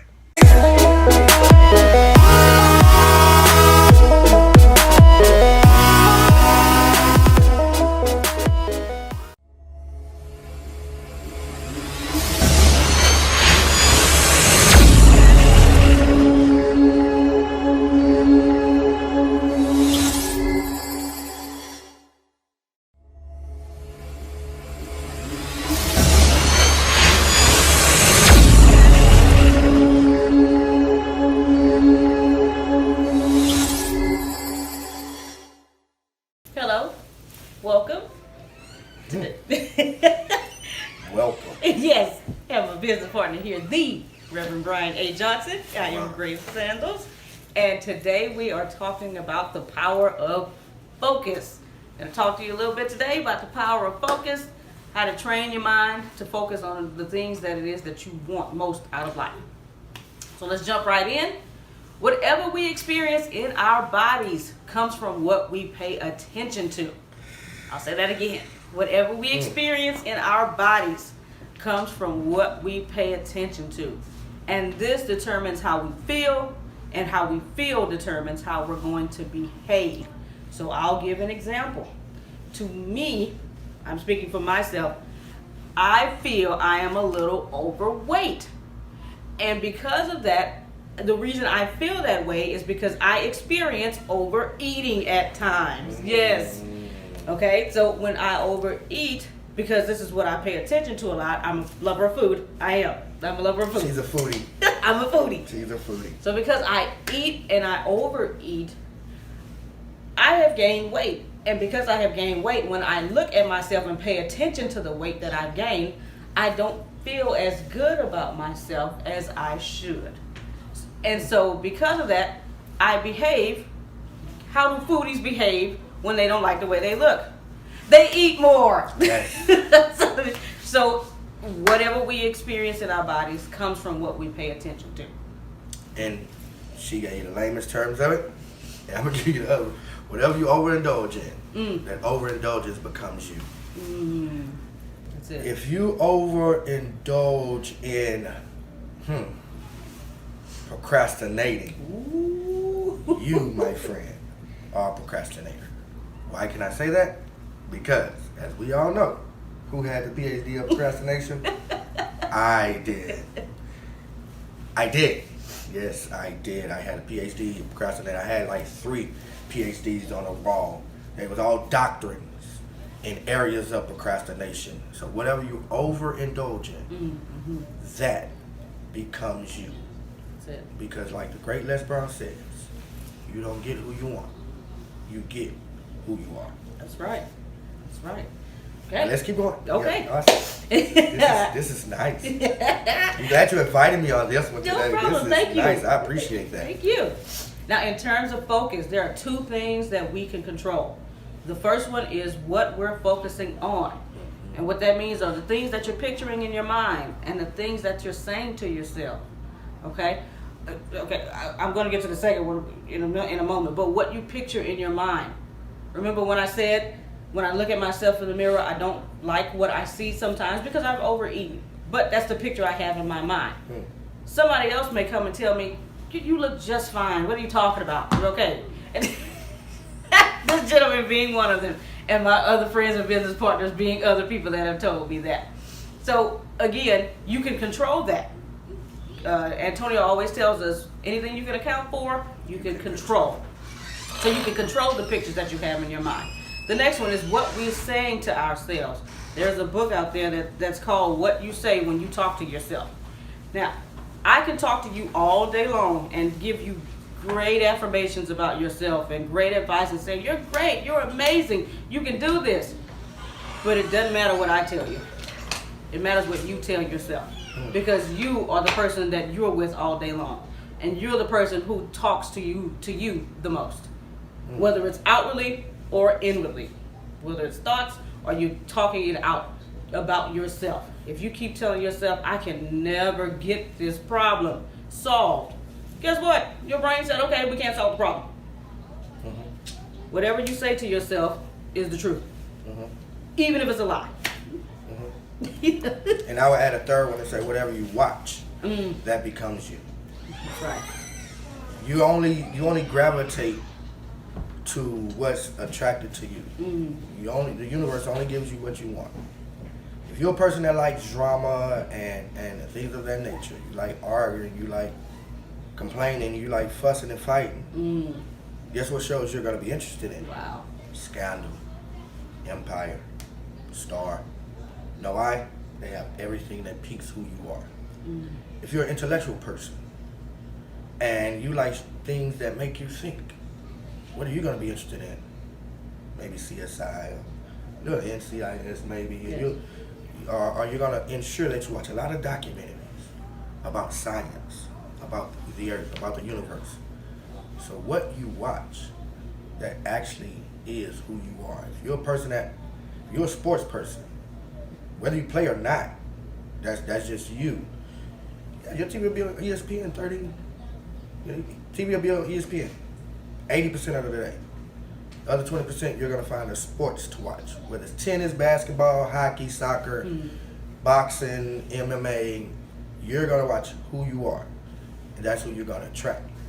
So with your focus, understand that what you're watching is what you're allowing to be poured into you.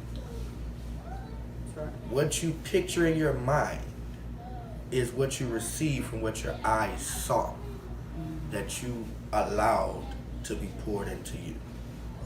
So the picture in your mind is what you've seen. She just gave you an example. The only way she feels that way, I don't agree. Let's put that down for the record. I do not agree that Grace is overweight. I don't agree with that. But in her example, let's use that example because I can't speak nothing over something she just said. The only reason she sees that in her mind is because she saw it with her eyes. And she received it in that manner. Her eyes saw her body and say, hey, that's not right. I don't like that. I don't agree with that. That's overweight to me. So now she pictures that I'm overweight. Right. Because what your eyes see, what you watch, is what's poured into you. Right. And that's what you become. All right. So that was the first thing that we can control in terms of focus. The second thing is how we're focusing. The dimensions of the pictures in your mind. Brian just really went over the dimensions of the pictures that you have in your mind. I mean, we can dream in color, and we see things in color. Even if those things are not real, we see things, how they are, or how we picture them. And so how we're focusing is something that we can also control. Just going back to the example that I said, if I stop focusing on myself, the way I look and say, man, I'm overweight, and be happy. I don't agree. And he doesn't agree. And be happy with the body that I have. So when I see myself, you know what? You look good, girl. You look good. The dimensions of the pictures in your mind. So if you keep telling yourself, or you keep focusing on, I don't have enough money for this, or I don't have enough money for that, change the dimensions of the pictures of your mind. Picture your bank account the way you want it to be. Picture your love life the way you want it to be. Picture your success life the way you want it to be. That will determine what you focus on. Your brain is a camera, and you only have feelings about what you're focused on. So the situations that you've experienced in your life is because of what you focused on in that situation. Give you an example. Let's say we go to a party, and we're at the party, whatever, party's over, we go home or whatever, and then the next day we get around some friends, and some friends who didn't go to the party ask us, how was the party? Brian may say, party was whack. Okay, the party was whack, okay? What he focused on were the whackness. Was the whackness of the party. What he focused on were people who were bored in a corner on the phone. That's what his camera focused on. I could say, man, the party was great, it was jumping, it was lit, I was dancing all night, because I focused on the people who were having fun at the party. Your situations that you experience is determined by what you focus on in that situation. That's good. And you keep going. Okay. Say about that. Spot on. Okay. Now, you make decisions about what to focus on. Nobody else can make a decision for you about what to focus on. You make your own decisions. Somebody can say, hey, you may want to focus on this. Now, if you take their advice, you decided to focus on that. But if you said, no, I don't think I want to do that, you decided to focus on something else. You ultimately make the decision on what to focus on. And how that is determined is by the things, how you evaluate things. Now, when I say evaluate things, evaluations are nothing but the questions you ask yourself. That's it. Your brain is a supercomputer. And anything you ask yourself, your brain will come up with an answer. Every time. Every time. So you have to pay attention to the questions you ask yourself. Here's a question a lot of people ask themselves all the time. Why does this always happen to me? Why do I keep losing? I guarantee you. I guarantee you your brain will come up with a reason of why you keep losing. And then it goes back to that's going to determine how you feel. And how you feel determines how you behave. So you want to pay attention to the questions that you ask yourself. And to go a step further with that, like she's spot on. And same question. Why does this always happen to me? Why do I keep losing? The law of attraction is only going to give you back what you keep manifesting. But watch this. It's going to give it to you in abundance. It's not going to give you a little bit of it. It's not going to give you a piece of it. It's going to give you the whole pie. And the pie may even overflow with apples and stuff falling out the side because that's the law of attraction. That's right. What you put out is what you're going to get back. That's right. But you're going to get it back in multiples. So if you keep focusing on the on the tares that's growing in your garden, all you're going to keep getting is the tares. Because you don't see the wheat to even have gratitude enough to say, I'm grateful for the wheat. All you see is the tares, and you keep saying, why do this keep happening to me? Right. Why did this keep happening in my garden? Why am I always sowing bad things? Why? And every time you ask why, your mind is going to give you an answer, and the universe is going to give you more of that answer. All right now. No, you did that. This is why I invited you here. Oh, thank you, Dad. I appreciate that. Asking questions does three things. First, they instantly change what you're focused on and therefore changes the way you feel. Oh, yeah. You ever had a headache and it was real bad? Migraine.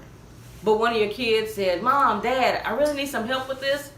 And so being the parent that you are, you want to do anything for your children. So you start doing whatever it is. Maybe it's a project they need to work on for school or something like that. Whatever it is, you started working on it. And because you were focused on what your child needed help with, afterwards you notice, my headache's gone. I don't have that anymore. Questions instantly change what you're focused on and therefore change the way you feel. 2, questions change what you're deleting. The disempowering questions you keep asking yourself, why does this always happen to me? Why do I keep losing? Why am I this and why am I that? If you stop asking disempowering questions and start asking empowering questions such as, what can I do to start winning? What can I do to release this weight and enjoy the process while I'm doing it? Start asking yourself empowering questions and it will delete the disempowering questions, therefore not making you feel bad, therefore you don't behave badly. Keep going? Okay. And thirdly, questions help you to get access to the resources that are already within yourself. Antonio always tells us, everything you need is on the inside of you. So when you ask the right questions, you get the right answers because they're already on the inside of you. Everything you need is within us already. Ask the right questions, your brain tells you the right answers, and you get the success that you want. Wrapping this up, your power comes from what you focus on. Your power comes from what you focus on. So my only question is, what are you focusing on? What are you focusing on? And will you have, based on what you're focused on, will it be the power of prosperity or the power of poverty? Any last words, sir? That deserves a benediction. I don't think I will not. All right. Grace did awesome. And I thank you for allowing me this chance to get hit the hardest right next to you for this. So thanks a lot. Appreciate it. Thank you. Awesome. Thank you for joining. Awesome. And as always, we will see you at the top and not from the top. That's it. Did you hear about ATS Week? I did. It's going to be on Is the it stage. for real? It's going to be on the like stage. 24/7? 24/7. No way. Yes. No. You know, like Shark Week is a big deal. Oh, okay. I get it now. deal. It took me a minute. Blonde hair. It's okay. It's okay. It's so, okay. So who is who? Who's it going to be from ATS? Whew. ATS, Antonio T. Smith Jr. Okay. Yeah. He's going to do 24 hours a day, 7 days a week? Not just him, though. Who? Not just him. You got Tempest Smith. You got Deanna Mitchell. You got Brian Johnson. Are you Brian gonna be A. on it? Johnson. Are you? I think I am too. Okay. Aren't you? So, yes, I am. Yes. I am. And then we got Shannon Clark. Yes. Shannon Clark. Shannon Clark. Shannon Okay. Clark. Okay. Yeah. All these people Did you are say too. Deanna? I said Deanna. Okay, you When we said say Deanna. Deanna. Rainbows. She's gonna Rainbows. shoot Caramel. rainbows through Yes. your screen, Yes. everybody. That's it. Yes. Okay. So, I'm excited. Yes. 24 hours a day, 7 days. 24. That's it. Hello there. Hope everybody's winning today. In this episode, we're going to talk about something that will help you win more. We're going to talk about motivation. Everything in this world, everything in the universe is energy. It's all energy. It's all connected. And what motivation does, if it's used properly, it provides energy to your desires, to your needs, to your wants, whatever it is that you're out there going after. Motivation can energize you to where you'll get there faster. So what is it exactly? what motivates us, or who motivates us?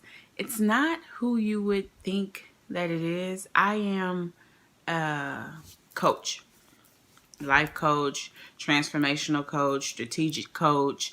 You have somewhere you're trying to go and it's not on a football field, basketball court, a golf course. It's in life. I can coach you in life.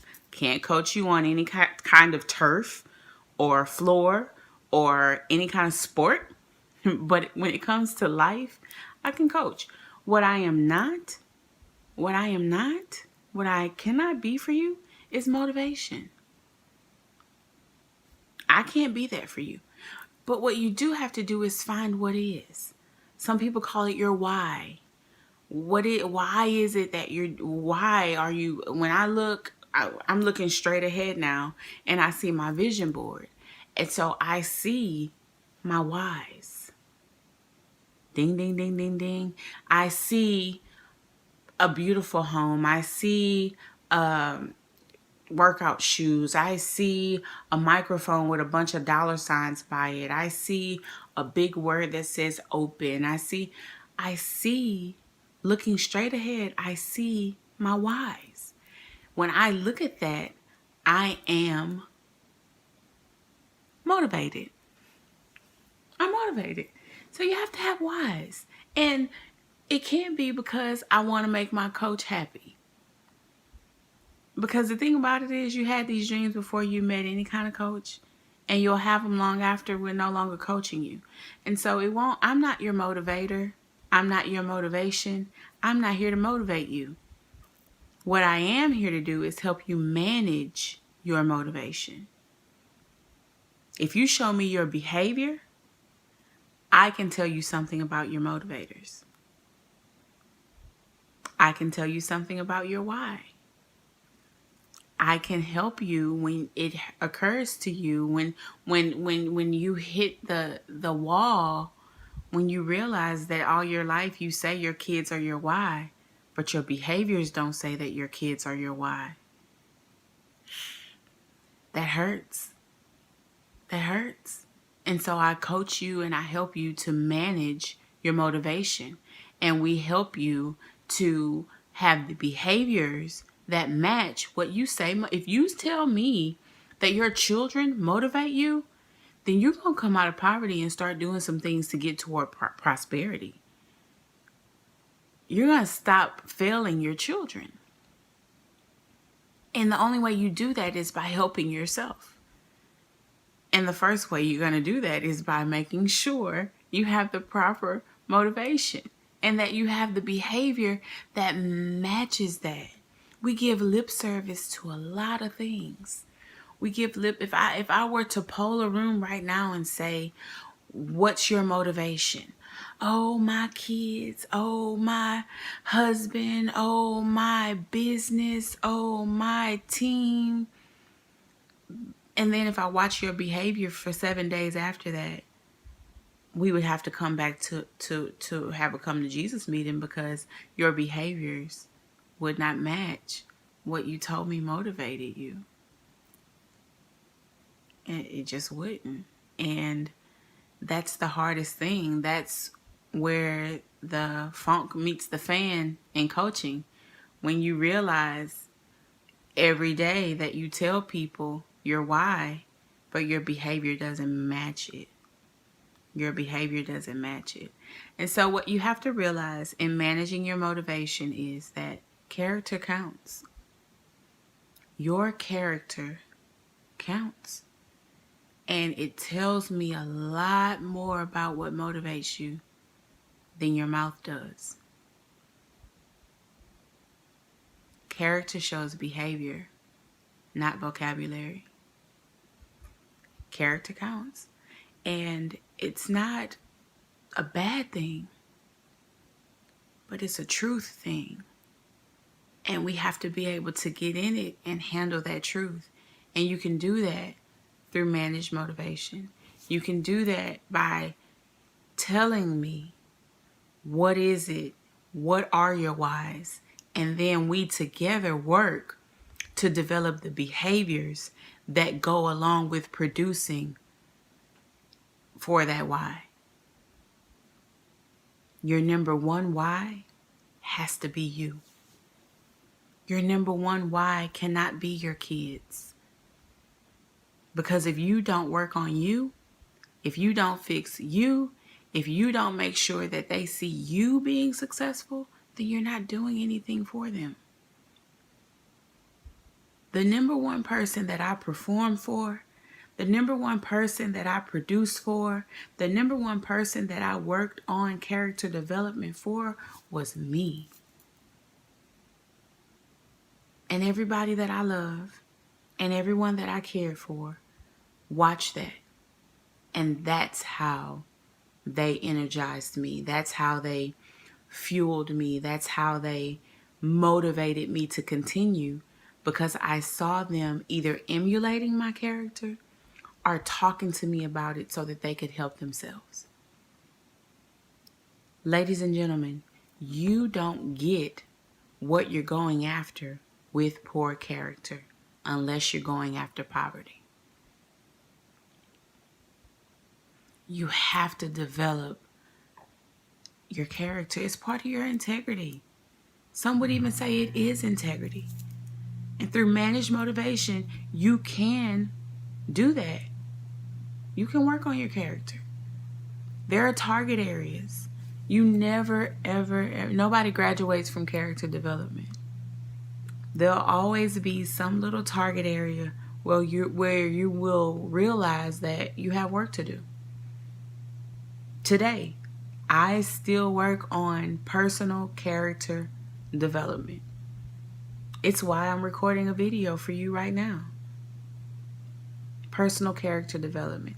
There are target areas. And you have to be consistent. You have to be consistent. When you're thinking about your whys and you're thinking about going after things and you're thinking about doing things, you have to be consistent with whatever your motivation is. But it has to start with you. You have to be your motivation. And not the you who misses deadlines, and not the you who's always late, and not the you who procrastinates, not the you who has poor health habits. The you that you want to be. The you that's going to be successful. The future you. You paint that person out. You list what it is you want that person to have. You put it somewhere where you can see it. And you allow that to motivate you. That's managed motivation. That's not just waking up and saying, oh, what do I want to motivate me today? Let me see. Is it going to be TD Jakes or Nicki Minaj? That's not managed motivation. Managed motivation is listing out who you want to be. What you look like, what you have on, who you are internally. What kind of character do you have? How do people feel when you're in and out of the room? List that out, write that down, sketch her, sketch him, and look at it every day. And then always work on those target areas to improve your character. Every day, every time you can think about it.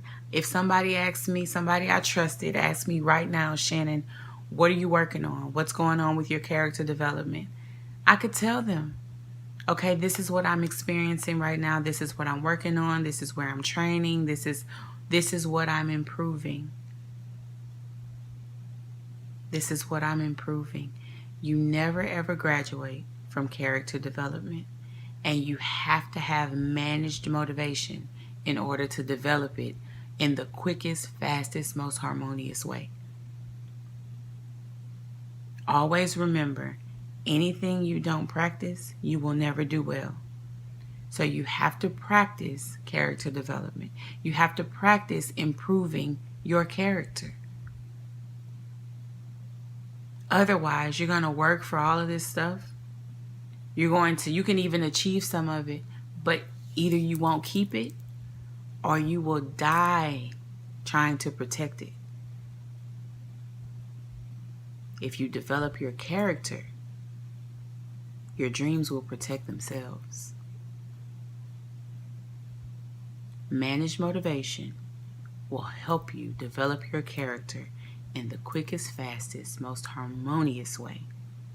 And I and my team are here to help you. You can plant better. I'm so sorry for shaking the camera. I got into it, started hitting my leg, and I have my camera sitting in front of me, so I'm sorry for shaking that. You can plant better. You can dominate. It has been a pleasure serving you through this video. Reach out. We'd love to hear from you. Have a good evening, good morning, good afternoon, wherever you are in the world. Bye-bye.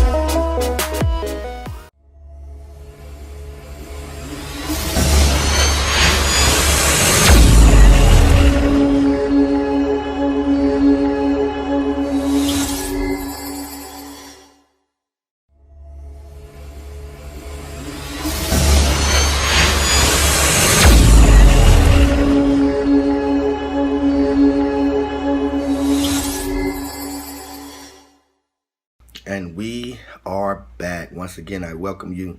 I don't need to introduce myself again because you guys know already who I am. Listen, let's get right into it. I have 10 points for you about how to control pride. Let's say that again. How to control pride. Point one, let's jump right into it. We're not going to even take up too much of your time in this one because we want to dig right into it. We want to dig deep, and we want you to get these points and get these keys. Number one, overcome yourself. Perhaps one of the hardest things to recognize in ourselves is our pride. Pride can lead us to be only concerned with ourselves, seek recognition to exalt ourselves, and speak constantly without listening. My mentor tends to tell me often, you don't like to play ball unless you got the ball. You might as well have seen many arrogant people around you. They are always preoccupied with their ego, and probably you're struggling with the same traits. Many people don't realize what awaits them. If they just let go of these attitudes and move forward, instead of looking at yourselves as wise in your own eyes, let yourself be humble and willing to learn from other people. Play ball when the ball is in the hands of your teammates. Number two, identify the cause of your pride. Pride is an attitude displayed by various characteristics like independence, arrogance, high-mindedness. A prideful person is an arrogant person who feels superior over the other person. There are questions you may ask yourself in order to identify the cause of your pride, like how often do I admit I was wrong? Why do I want others to see or hear me? Or why do I have to talk about myself and my opinions so much to other people? Number 3, analyze and compare your pride to reality. You could just rationalize and justify your prideful thoughts. Sometimes you just have to shut up, swallow your pride, and accept that you are wrong, because it's a part of growing up. Try to compare your prideful thoughts to reality and then balance things. Number 4, seek feedback. Seek feedback from people you trust to make sure that you are doing right for other people. Accept criticisms and learn from it. It is a common mistake doing everything on your own. You also need to seek feedback and use it to improve yourself. Ask them how's your attitude towards them. How do they feel about you? And what are the things they don't like about you? Thus, at this point, you'll know what and how to work on your negative sides. Number 5, share credit and build others up. Recognize the contribution of other people, because once you build others up and share credit, it will cause others to want to work with you again. Lower your pride and seek help from others to get things done. Number 6, be inviting to others. One of the unattractive personalities of a person is being cocky. The best way to deal with it is not to frame yourself in terms of pride and humility. Let go of your cockiness. Learn to respect the opinion of other people and how to accept criticisms. People will assume you're cocky if you're rude to people. Just because you're smarter than the person does not mean you always have to wear your cockiness on your shoulder and demean them with your smartness or degrees. Just talk politely. Be courteous to people, especially the people around you, because there's no reason for you to be rude and cocky. Number 7, I love to say this, forget the Beyonce mentality. Forget the I, me, myself. If you really want to overcome pride, be modest in your behavior. You will only look dumb if you praise yourself and boast about your achievements in life.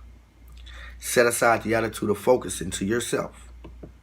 Don't be egocentric. Instead, learn how to think of other people's feelings towards you.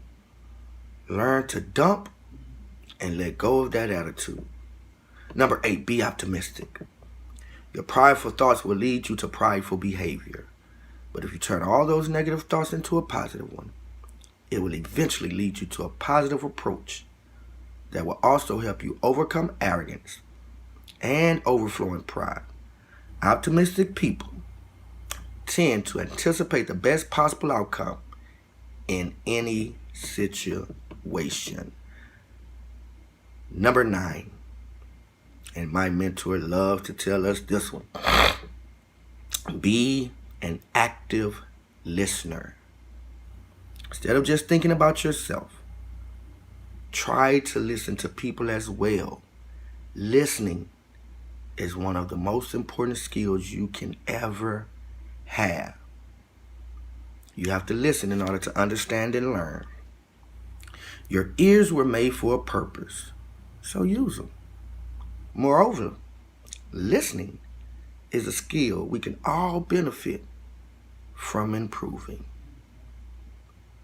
And while listening, make sure you're actively listening and you're present in the conversation. Number 10, look at the examples of humble people. We tend to look for other qualities in friends. However, It is better if you surround yourselves with humble people. Find people who will influence you with a good attitude rather than the opposite of it. Staying humble means nothing will touch you, neither praise or disgrace you, because you know what you are. Number 11, flee temptation. Many people are intimidated by the fact that they are tempted in any situation. There are two things you need to avoid: the people who tempt you and those tempting situations. What you need to do in order to avoid temptations is get out from it. Don't just walk away. Run. But don't fight it. Flee from it and go after the good stuff in your life instead. Dealing with prideful people is indeed tough because they do not budge easily. However, there are still ways to overcome that kind of attitude. No matter how educated, rich, or talented you are, how you treat other people is everything that matters. If you think your pride is bigger than your heart and ego is bigger than your head, better think now how to manage it, or you will be alone for the rest of your life. Remember that it is your pride and arrogance that will turn a person bad. However, you just have to deal with it and believe in yourself that you can overcome it all. See you guys in the next episode. Did you hear about ATS Week? I did. It's gonna be on Is the it stage. for real? It's gonna be on the stage. 24/7? 24/7. No way. Yes. No. You know, like Shark Week is a big deal. Oh, okay. I Shark Week is a get big it now. deal. It took me blonde hair. It's okay. It's okay. It's so, okay. So who is who? Who's it gonna be from ATS? Woo. ATS, Antonio T. Jr. Okay. Yeah. He's gonna do 24 hours a day, 7 days a week. Not just him, though. Who? Not just him. You got Tempest Smith. You got Deanna Mitchell. You got Bryant Johnson. Are you gonna be on it? Are you? I think I am too. Okay. Aren't you? So yes, I am. Yes. I am. And then we got Shannon Clark.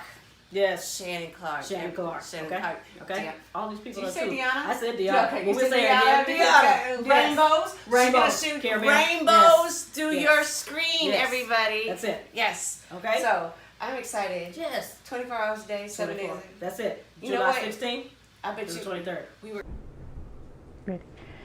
Okay, hey everyone. In this training video, I am going to talk to you really quick about something that's very, very important. Whether you're a millionaire, a billionaire, a zillionaire, if that really exists, you have to know how to build and establish proper relationships. If people don't have a strong, trusted relationship with you, they're not going to trust you with their dreams. They're not going to trust you with their money. They're not going to trust your product. Now, granted, I'll go into Target tomorrow and spend whatever I need to spend in Target. I have no idea who the CEO is. I have no idea who owns it, what kind of person they are, but that's Target. 9 times out of 10, you're like me and you're starting a small business. Your business is small. People have to see your face. They have to hear your voice and they see your character. If you don't know how to build a proper relationship with them, if you're not authentic in your relationship building, then are they going to be responsive to you? Are they going to be responsive to your product? And will you get to know who you're selling to, who you're servicing? I don't think so. So I was doing a little research and I came across the 4 things that we run into that causes us to have relationship problems, whether it be in an intimate relationship, a family relationship, or even a business relationship. The first one is that we have unrealistic expectations. What we realize and what Antonio has even taught is that you can't get into a relationship with anybody and expect them to be anybody than what you required them to be when you got into the relationship with them. So to get in a relationship with someone and then get angry because they are not something that they never have been, that's an unrealistic expectation.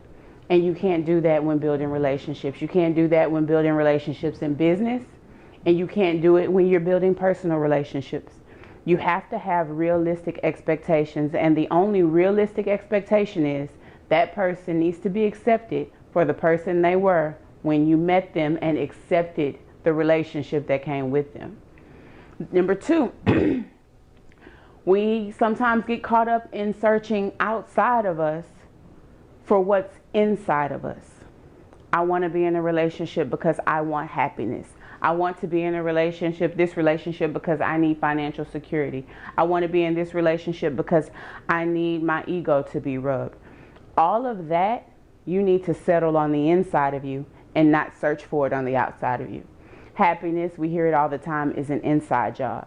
You need to be financially secure on your own. Nobody outside of you should be responsible for those types of things, especially if you're an adult. So don't search on the outside of you for what's in you. Go within. The next one, number 3, we like to participate in a conflict relay instead of a conflict resolution. The minute a relationship gets a little static, the minute things get a little shaky, we want to take off running. Every relationship you get in is not meant to be ran away from. Now, granted, some of them are, but we run more than we resolve. And so you need to resolve to resolve. Sit down and communicate and work through conflict. Don't always run from it. Some of the best relationships start off in the most conflict, the head-butting, the resistance, all of that. Some of the greatest relationships start off like that, and they include that as you matriculate, as you get closer, as the relationship gets stronger.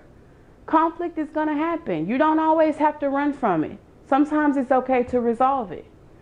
And then last, we get stuck in wanting to be right.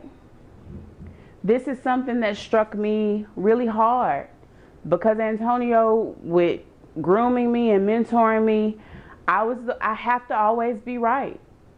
And he told me, do you want to be right or do you want to be rich? So I'm going to tell you, in your relationships, do you want them to be right or do you want them to be rich? I would much more prefer a relationship that is rich than a relationship that is right. And so you have to let go of the need to always want to be right about everything and focus on building a rich relationship. So those are the 4 things. Now, I understand that that's all kind of difficult. You know, we struggle with those types of things, but you struggle with it because you won't do the work to create it. If you do the work to create the types of relationships that you want, then they will be authentic. And when it's authentic, that means it can be trusted. If something is not authentic, meaning you didn't really create it or it's not really what you wanted, then it's going to fail, it's going to crumble, it's not going to work out because you don't trust it. We trust what we create, what we work to create. The relationship that I have with my child, I trust because I've fostered it, I've nurtured it, I've created it to be what I want our mother-son relationship to be. The relationship I have with my bosses, it's a relationship that I created. Now, I don't tell them what to do. That's what you have to realize. I know that I created it because I have a good relationship with myself. And if I have a good relationship with myself, then it's easy for me to create good relationships with those around me, regardless of how they are. Because if they don't fit with my relationship and what I want in a relationship, then I simply allow them to be who they are and I don't build a relationship with them. I keep it principal counselor. I keep it church member. You don't have to be my ace boon coon in these circles. But if you're going to build a rich relationship with me, then there are some character traits that you have to have. There are some practices that you have to have. That's because I created it. And you can do the same thing. If you want to be successful, if you want to not have to protect everything that you build, then work on being able to build authentic, rich relationships that serve you and the person or the entity that you're in a relationship with. Thank you for your time. I hope this has been helpful. Y'all take care.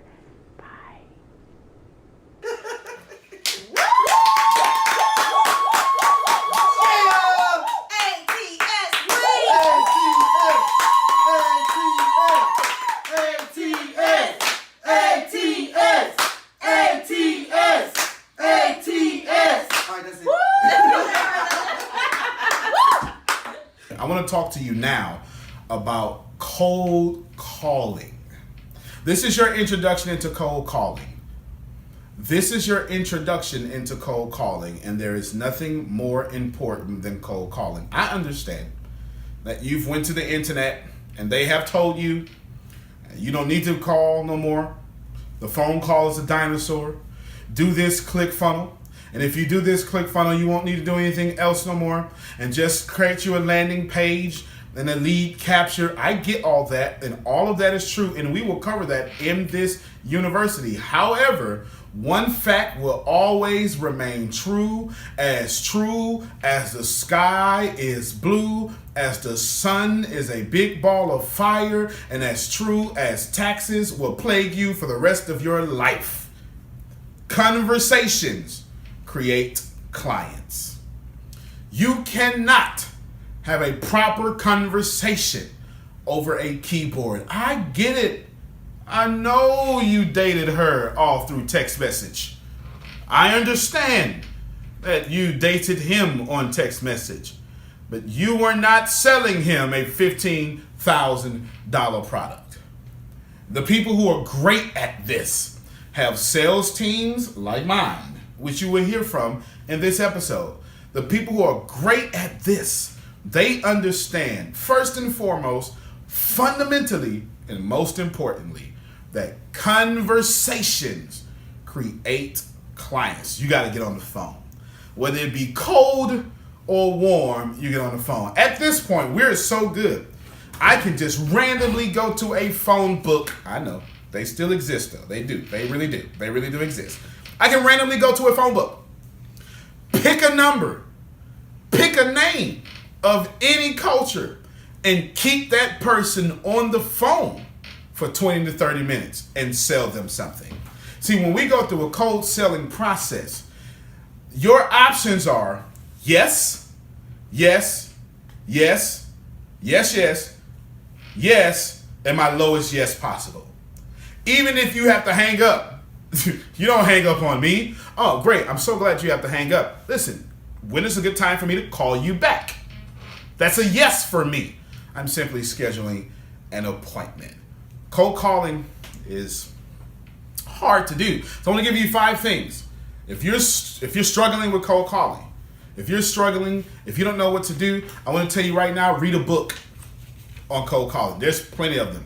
Plenty of them out there. You can Google prospecting. You can go on an Audible app if it's an Audible book or audio book, but the name of that app is Audible. However you want to do it, cold sales, closing sales, prospecting. Number 2, find you someone that's great at cold calling. This will no longer be a problem for you. If you can find someone who is great at cold calling, then you would not need to have a learning curve that is so hard for you. Number 3, record all of your cold calls so you can hear how you sound and make improvements. You want to be able to hear how you sound so you can make immediate and drastic improvements on your sales delivery. Number 4, get a coach. Yes, someone like me.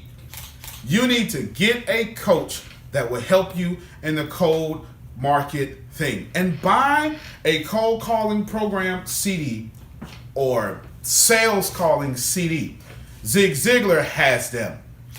Everyone has them. You want to be crushing it, as Gary Vee would say, on cold calls. We're going to talk about warm calls, but we're also going to talk about cold calls for the first part of this class that you have now. So what I want to do is, I want to give you, number 5 was buy a CD on cold calling. Buy a CD, buy a book, or CD series. It doesn't have to be a book, but it could be a CD series. Now, what I want to do at this time is I want to bring up to you Bryant A. Johnson. He started off not well at cold calling, but now today he is a beast and a master closer. So let's listen to him as we can lend the floor to Bryant Johnson and see what he has to say about cold calling. First, let me say thank you for this opportunity to come on your show. I do appreciate and it. help these people You become good, the success that Thank they you. need to be. Hey, listen, cold calling. The first thing you need to understand with cold calling is that you never meet a stranger. Nobody is nobody that you don't know. Anybody that you call, whether you know their name or not, you know them before you even call them. Reason being is because the way the universe works, you're already going to get somebody you know, and they're already going to have something in common with you when you pick up the phone and call them. The next thing about cold calling is remember to be yourself. Be funny. If you have charisma, utilize it. Don't be timid. Don't be shy. Always remember, these people know you. They love you, and they really want to buy from you. But the third thing is to remember this. Are you worthy of them purchasing your product? Always remember that, because when you're cold calling, you're not only selling the product, you're first selling your voice. So ensure that your voice is worthy of them buying the product, because you never meet a stranger. Everybody, you already know them, and they already know you. They're expecting for you to call. They're expecting to be sold. But make your voice worthy of them buying it. That's my time. That's really good. That's really good. Hold on, before you go, because you brought up a good point. I want you to give me the first 5 seconds of on the phone call with you. Give us that energy that you do. That they first 5 seconds phone call with me. Hello, my name is Brian Johnson. I am with the Les Brown Institute. How are you doing today? Listen, off top, my energy just killed you.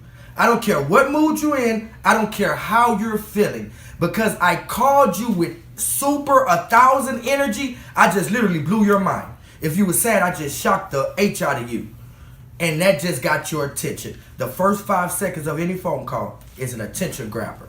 And if you call them, hello, my name is Brian Johnson, and I'm calling on behalf of the ATSJR companies, they're going to be like, well, Brian Johnson, I don't want to talk to you. You don't sound excited about the product you're selling. But when I call them, I say, hello, my name is Brian Johnson, and I'm calling on behalf of the ATSJR companies. How are you doing today by any chance? Are you Mary Beckwith? You understand what I'm saying? The energy in the first 5 seconds of every call will determine the duration of that phone call. That's it. Thank you, Brian. Thank you very appreciate much. that. Yes, sir. That's it. That's it. That's it. That's it. That's Brian Johnson right there. Yes. He's absolutely correct. He brought up a lot of great things. Did you understand that over and over he told you that there are no strangers? Yeah. He believes that. So he does not meet a stranger when he's on a phone call. I know you perceive them as strangers, but not Brian, and that's why his conversion rate is at a 35 to 40% conversion rate. That is outstanding. Next, I want to bring up to you Michelle, our secret weapon. Yes. Michelle started off afraid of cold calling, but now she is a master salesperson. Cold calling just made my brain freeze. I froze. It made my whole brain freeze. It made my mind freeze. I would just think rejection, low self-confidence, low self-esteem. And really, it's not that. It's easy. It's simple. It is simple as actually having a conversation with somebody. You're there to make them feel important because they are important. They are your customer. They're your customer before they even know it. And you treat them as your customer. You have one chance only to make an impression. So they're not rejecting you. They're rejecting a product that they don't know nothing about. And it's your job to befriend them because they are your friend. They are your friend. A lot of people I call, I still keep in contact with. They may not have bought my product that day, but they will buy it. I guarantee that. I guarantee it. They will buy it. It's simple.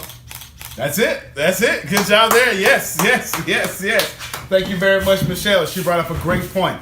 She brought up a few great points, but I'll end on the last one. A no today only means it's an acronym. No is an acronym for next opportunity. That's it. In the ATSJR companies, no only means next opportunity. Yes, we will stay your friend. And when you buy, we will continue to be your friend, even if it takes you 8 years to buy from us. Next, I want to bring up to you a celebrity publicist. She has 2 celebrity clients right now. Her name is Deanna Mitchell. She's the CEO of the DeMarie Group. She's also my lead publicist. Yes. She's my lead publicist. And she is a master closer. Deanna, tell us how you started and some nuggets that we can have. Thank you for the wonderful introduction. So I was not a cold caller, period. Put me on a sales call, I freeze up instantly. Using your system and using what you set up definitely helped me. The one thing you said was the best way to get over butterflies is to make the first call. And that's what I did. And you also said be yourself. And like Michelle said, they're not saying no to you, they're saying no to their dreams. That helped me as well because I was a big person on rejection. I didn't want to make sales calls because I didn't want to be rejected. So going through the process that he taught us, as well as the wonderful script that he he wrote, definitely helped me because it helped you get more in line with who you were talking to. It forced you to become friends with them.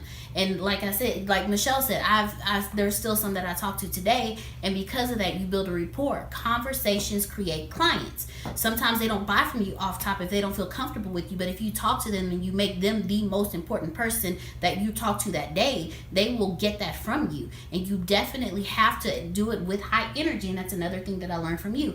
Answer when you first go on, have a smile on your face. Hey, how are you doing today? Yeah, that really gets them too, because I've had people be like, oh, well, hi. You know, I've had people also tell me, you know, to be honest with you, before I even spoke to you, I was in low spirits, but after speaking with you, I feel better. It's because you talk to them within high energy. You don't match where they are. You always be above where they are when you're speaking with them. And I learned that from you and your system. So thank you, because now I know not only can I be the best at what I do as a publicist because of your mentorship and your teachings, but now as a salesperson, there's nothing I can't do. All right, well, that's it right there. Welcome, Deanna Mitchell. Thank you very much. Yes, this is awesome. This is awesome. What I want to do is just show you simply that cold calling is not as a dinosaur as you believe. It is actually the most masterful way to make money. Cold calling is what you need to do to make money.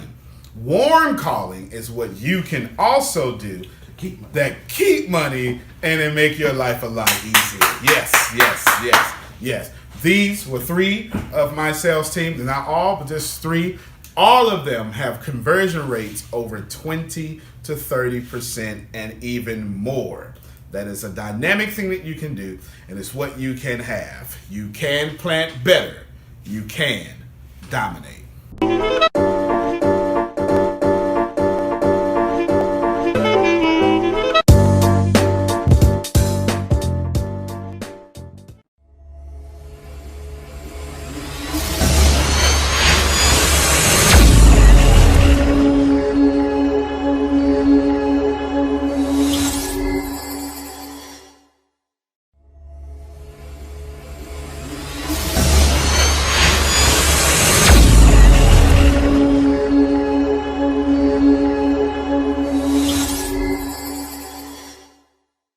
Hello, ladies and gentlemen. Welcome to or welcome back to Plant Better University. My name is Tempest, and as always, I am grateful for you. Grateful that you have chosen to invest in yourself and be here learning about personal development, business, all sorts of things. So thank you again for choosing us to learn and grow from. Today, I want to talk to you about 3 things I wish I knew starting out as an entrepreneur. If someone tells you that entrepreneurship is easy or fun, they are lying. It's fun, but it's not easy, and that's the first thing I want to talk about. There is nothing easy about this life. This entrepreneur life is real. It will reveal your weaknesses very quickly. If you have character issues, your character issues will pop up over and over and over and over and over again until you address them and you begin to fix them. So speaking of character, I recommend a book called Integrity by Dr. Henry Cloud. It's painful, it's slapping your face, it's real life, but it's life-changing if you read it and if you accept it. Antonio and I and our team actually host a 40-week leadership course, and one of the criteria is to read Integrity by Dr. Henry Cloud. And that's the point of the class where people get very angry, very upset, because no one wants to be the wrong person, right? We always think that we have it all together and it's always someone else that needs help. But the book is very in your face, very blunt, very truthful in regards to how you need improvements on your character. So entrepreneurship, not easy. You're messing with budgets, you're hiring people, and we'll talk about that in a little bit. You're making decisions, you're making budget cuts, which is never easy. You're deciding if this software works better or this software works better. You're deciding what products to put out and when to put out the products and how to market and who to market to, and if it's not working the way you want it, how to tweak it and when to tweak it and how to get it out in front of your customers, and then learning about your customers and then learning about the people who actually buy, because they may not be your ideal customers, and where they live and what they like to do and where they hang out online and where, just so much stuff. There's so much that goes into entrepreneurship, taxes and starting out and filing and payroll and this and that is so much. It is not easy. And if you walk into it thinking that this is a game of life, like it's not it. It's not Monopoly. It's real life. It's real dollars and cents. It's real people. It's real products or services. And sometimes that can be overwhelming. So please don't walk into this thinking that, sorry, something is wrong with my eye. Please don't walk into this thinking that this is a piece of cake. It's not a piece of cake. It's hard, and eventually it'll get to the good, delicious cake, but you really have to put some work into it. The second thing is always trust your gut feeling. What do I mean by this? Everyone has instincts. Not all of us follow our instincts. And sometimes I've learned that not listening to my gut feeling, not following my instincts, not going with my first mind, or not going with that initial hunch that I get, I end up regretting it down the road. I end up regretting not telling someone, hey, don't do this, but do that. Or I end up regretting not switching out a product when I knew it was time to pull it, or knew it was time to make adjustments. I wish that I had said yes to some things and said no to some other things. I wish that we would have gotten rid of people sooner or hire people faster. So many things, but if you are in tune with who you are, if you are in tune with, you center yourself, you meditate, there's always something in you that says, yes, do this, no, don't do that. And sometimes you don't get it, sometimes you don't understand why, because maybe B seems like the more logical thing to do, or the more logical answer, but A is what you really should go for. And I've discovered, or Antonio and I have discovered, that oftentimes when you go with your gut can take you places that your logic can't. Your logic isn't always right, but your gut is usually right. So definitely, always, or most of the time, learn to hear what your gut feeling feels like, sounds like, and then learn to trust it and follow it, because there's a reason why you get those feelings. There's a reason why you have those thoughts, and Just trust yourself. And then last but not least, I wish I knew starting out that everybody can work with you or for you. And that's a tough pill to swallow because we always, want our family to join us. We want our spouses to be this power couple example. And everyone can't. Everyone can't go with you. And everyone is not going to be willing to go with you. And you shouldn't be willing to put your baby, your business, in the hands of someone who is iffy. And I say that with love. I say that with great respect. But everybody can't go with you. Good people don't make good business partners. Good people don't make good co-workers. And good people don't always make good employees. Just because they're good doesn't mean that they're good for you, for your business, or for the culture that you want to have around your business.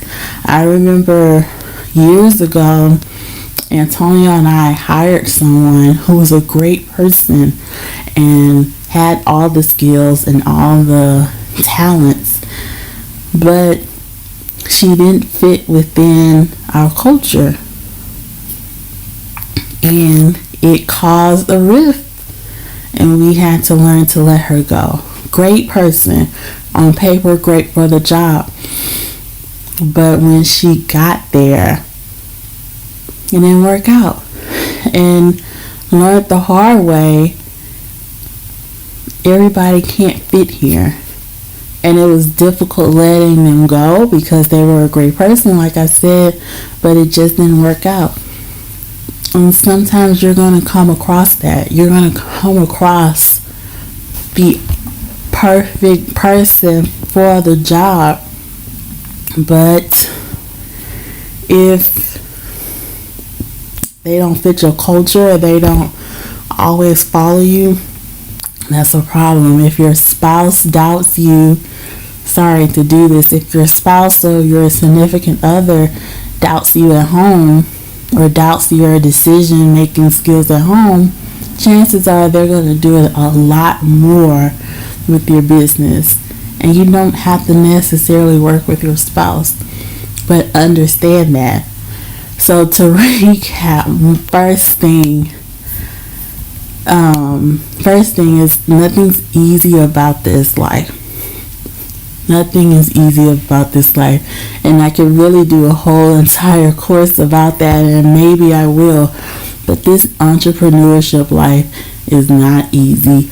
But if you hang in there, it is worth it. Second thing, always trust your gut feeling. Your gut is leading you down a path that is for you. Your instincts, your gut, your first mind, your guide, your source, whatever, is not against you. It's trying to protect you from some things that you may not understand at this time. But learn what that voice sounds like, and then learn to trust it. And then last but not least, know that everybody can't or shouldn't work with you or for you. Good people don't necessarily mean good for you, good for your business, good for your culture, good for your future. Leave them in a friendship position or an associate position, but be mindful and be careful of who you allow in your business and whose energy you allow on your business. So I hope you learned something. If you would like to receive coaching or mentoring, I'm more than open to help you. Please email me at tempest@batsjr.com. Again, thank you for joining us with Plant Better University, and see you next time.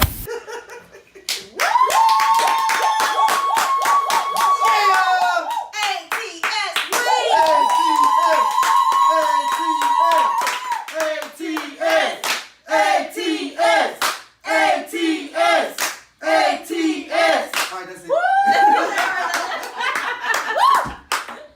Hello, welcome, and don't you look good today? About compliments. Compliments are, according to Webster's Dictionary, are a polite expression of praise and admiration. Whew, that's an understatement. The power of a compliment, the most understated acts of kindness one can do, and they're free. One simple compliment can change someone's rough day into a bright day. One simple compliment can give someone that boost of confidence that they need if they're struggling with something. One simple compliment can put a smile on somebody's face from the inside out. Compliments just don't have to be about appearance and about a looks, or how you look or what you're wearing. Need some suggestions on what to compliment somebody on besides their appearance? I got a few. Compliment someone on their positivity. You can say, "You have the best laugh." You can say, "You are the sunshine on a rainy day." You can compliment somebody's positivity by saying, "I love that you're always in a great mood." You can also compliment somebody on their personal traits. "I like your style." "You are a good listener." "You are brave." "You are inspiring." You can also compliment somebody on their intelligence and creativity. "You have the best ideas." "You're always learning new things to better yourself." You can always compliment somebody on personal relationships. You can tell them, "You're a great friend" to those around you. "You are fun to hang with," and any team would be lucky to have you. You can also compliment the whole person. You can say, "I appreciate you. You're one of a kind. Everything would be better if more people were like you. You are enough." And just don't compliment others. Give them to yourself. Tell yourself, "I am 1 in 7 billion. I am lovable. The world is lucky I exist. My opinion is worthy." And definitely tell yourself that I am enough, because you are. Did you hear about ATS Week? I did. It's gonna be on Is stage. it for real? It's gonna be on stage. 24/7? 24/7. No way. Yes. No. You know, like Shark Week is a big deal. Oh, okay. I Shark get Week it is now. a It took me blonde hair. It's okay. It's okay. It's so, okay. So who is who? Who's it gonna be from ATS? Woo. ATS, Antonio T. Smith Jr. Okay. Yeah. He's gonna do 24 hours a day, 7 days a week. Not just him, though. Who? Not just him. You got Tempest Smith. You got Deanna Mitchell. You got Brian Johnson. Are you gonna be on it? Are you? I think I am too. Okay. Aren't you? So yes, I am. Yes. I am. And then we got Shannon Clark. Yes. Shannon Clark. Shannon Clark. Shannon Okay. Clark. Okay. Yeah. All these people Did you are say too. Deanna? I said Deanna. Okay, When you we said say Deanna. Deanna. Rainbows. Rainbows. She's gonna shoot Cameraman. rainbows through Yes. your screen, Yes. everybody. That's it. Yes. Okay. So I'm excited. Yes. 24 hours a day, 7 days. 24. That's it. You know July what? 16th I bet to the you. 23rd. We were. Welcome, everyone. I have the distinct privilege and pleasure of sitting with the owner of the ATS Junior Companies. This is one of the CEOs. He has so many accolades. It's just so many. But he's kind of a big deal. This gentleman is Mr. Antonio T. Smith Jr. How's it going there, Grace Y Sandals? It is awesome. YW Sandals. Thank you. You remember that? Yes, Okay. yes. Okay. Listen, we are talking about overcoming anger. Oh, no. We're talking about overcoming anger. And I heard you say something one day that just floored me, and I said, I got to get him on, and I got to speak to him. I was about to say something. We will start off with our first question from Mr. Smith. When did you realize or recognize that you had maybe a problem with anger or an issue with anger? In two phases. I recognized that I had a problem with anger when everyone was telling me the same things, but then I denied it. I immediately said, all of y'all are stupid. All of you are wrong. You are consistently, accurately, inaccurately wrong about me. I don't have anger. You know how I am. If you just respect that, then I wouldn't be how I am. That's the truth. That is really the truth. That is how it started for me. And I realized it then. I realized it years before I changed. I realized I had an attitude problem. And then I would brag about my attitude problem. I would say things when I got really mad. Whoo, I just went blank. And I would use that as an excuse. I don't know what I did. I went blank. I just get to this point and I just went blank and now you're crying. But it doesn't matter because I went blank. It's not my fault. It can't be my fault. I went blank. I was not in control of myself. I was blank. I was the only human being on planet Earth that did not control his or her actions because I went blank. Good. And I can attest to some of what you were saying, except for I went blank part. I didn't. Okay, all right. Okay then, but I just saw red. Okay. All right. The part when you said, y'all know how I am. This is me. I can attest to that. Definitely. And so that was how it happened the first time. Well, these little phases. And then, I went to jail. And at first I thought jail was cool. I was a rapper. I was going platinum. I'm gonna come out and drop an album. I'm going platinum, Yeah. And then I realized that it cost me more money to be free than it did for me to just be calm. And so I decided that I would never let no one outsmart me again to my anger. Yeah. Losing my freedom is the answer to your question. Okay, because my next question was, when did you realize that something had to change? Sitting in the steel box, eating unseasoned chicken, unsweet tea, trading meals, doing chow time, taking not co-ed, that would be great showers, taking male showers, I don't know the word here, taking male showers with shower shoes, getting what you call the staph infections because you're not walking around with your shower shoes. All of that is when I realized, yes. I have a message there, if you don't mind. Please, don't. Don't go to jail to realize you have anger problems. That's a simple message. A very good one. It is simple, but it is a very good one. Yes. Thank you, sir. Yes.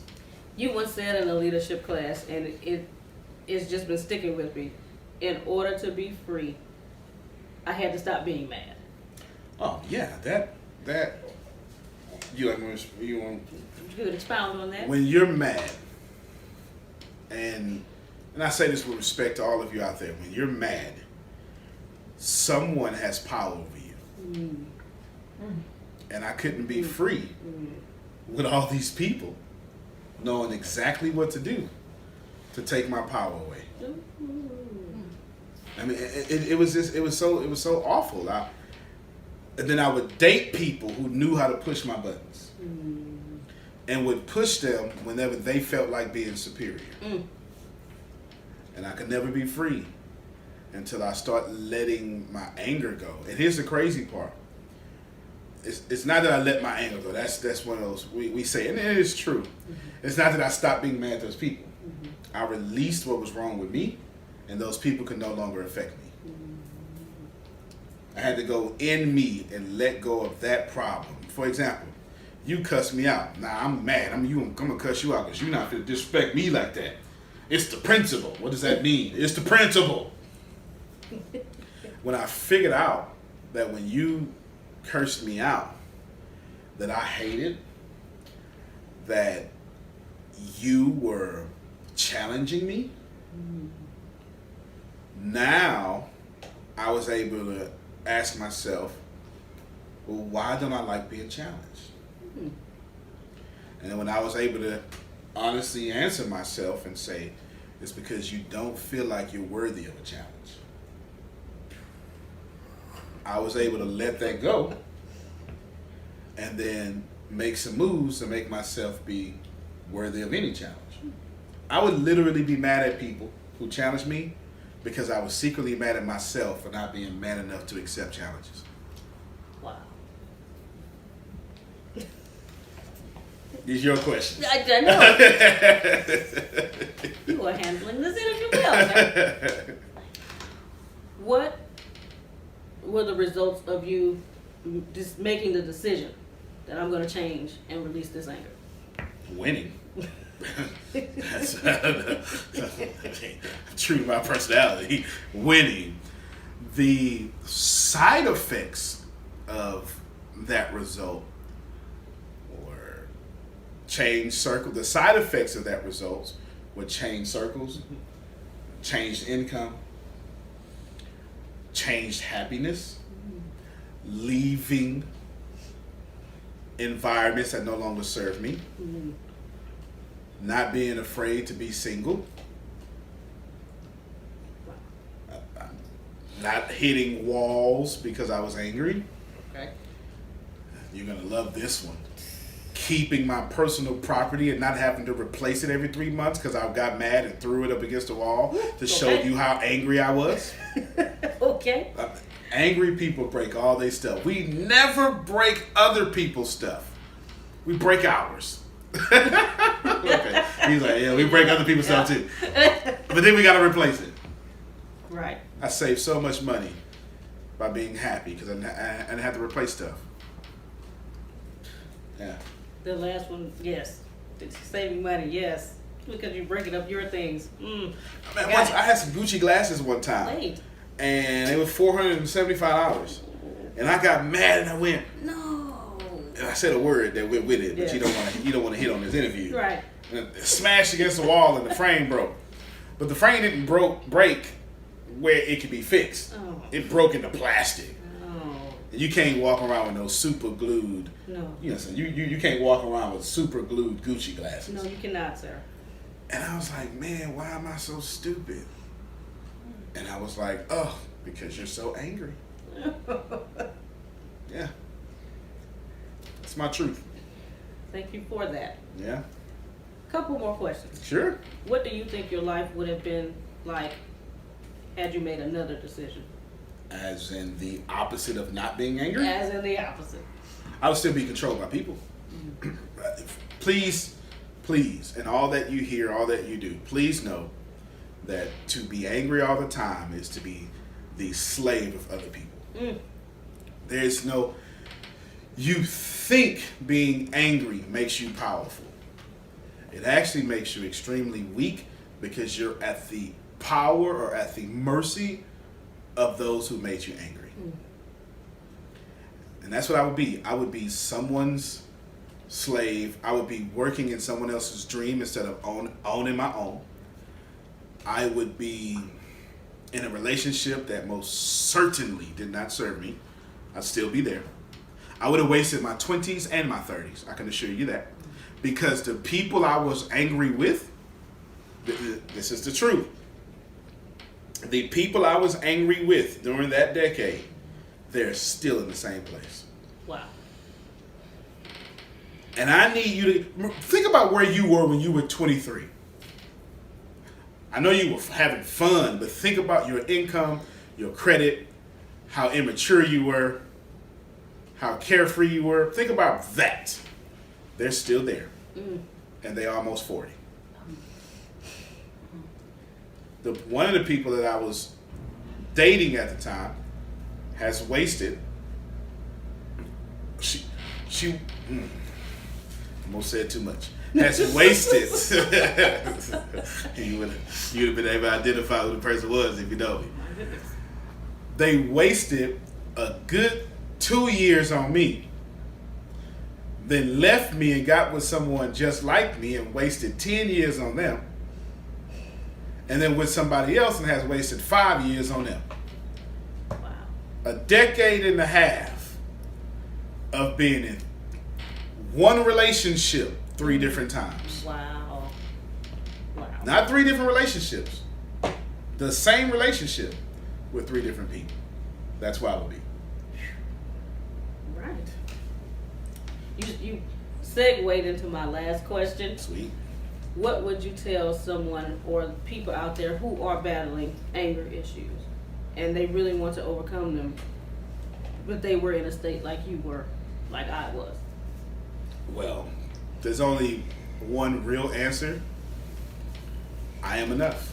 It is what freed me. At every level of your insecurity, there is you thinking that you are not enough for that situation, and you're battling some war that happened when you were 8 or 9 or 10 or 12. You know, mom died early, dad left, dad died early. And you're saying, well, they didn't love me, so how can, you say things like, they didn't love me, so how can you love me? You do all these things, and it's not fair to you. I am enough. You look in the mirror, or you don't look in the mirror, but you just, all day long, you convince yourself that you are enough. You can't be angry and enough at the same time. To be angry says that something is not elevating to what I want it to be. But when you are enough, you're elevated to everything you want to be. So there's no reason to be angry. And that would be my message. You are enough. And when you own that, you won't have a problem. We are done, sir. All right. Thank you so much. Did you tell them how pretty this face is? I think they see. It's set up so well. It's set up so well. I mean, look at the mathematical. Oh, it's so symmetrical. It really is. I mean, it really is. It is so symmetrical. It really so symmetrical. It is. And this nice chocolate skin. It's just great. So for those of you who don't know what symmetrical means, everything. This is the center. Everything on this side matches everything on this side. This is a very symmetrical. I mean, come on. Even we got somebody off camera trying to hide themselves. It is because they think my face is symmetrical too. Your energy, right?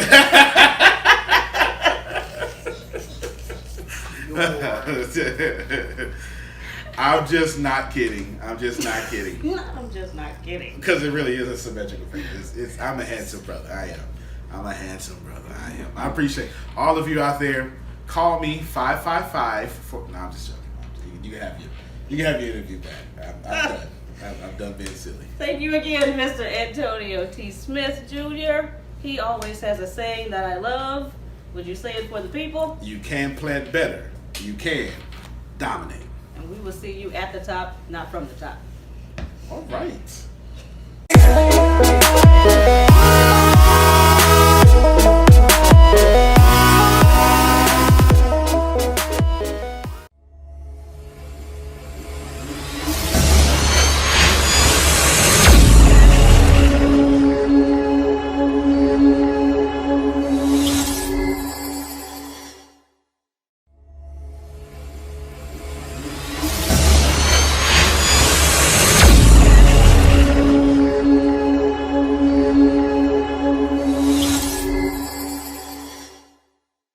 Hello, my good people. How y'all doing out there? And once again, we are back, and we are back going. And listen, I want to talk to you guys today about your morning rituals. Let me start by saying this. The way you finish your day, 9 times out of 10 is the way that you'll begin your next day. And sometimes our day ends on a negative note, and without the proper morning rituals, we will always begin our day the way we ended our day.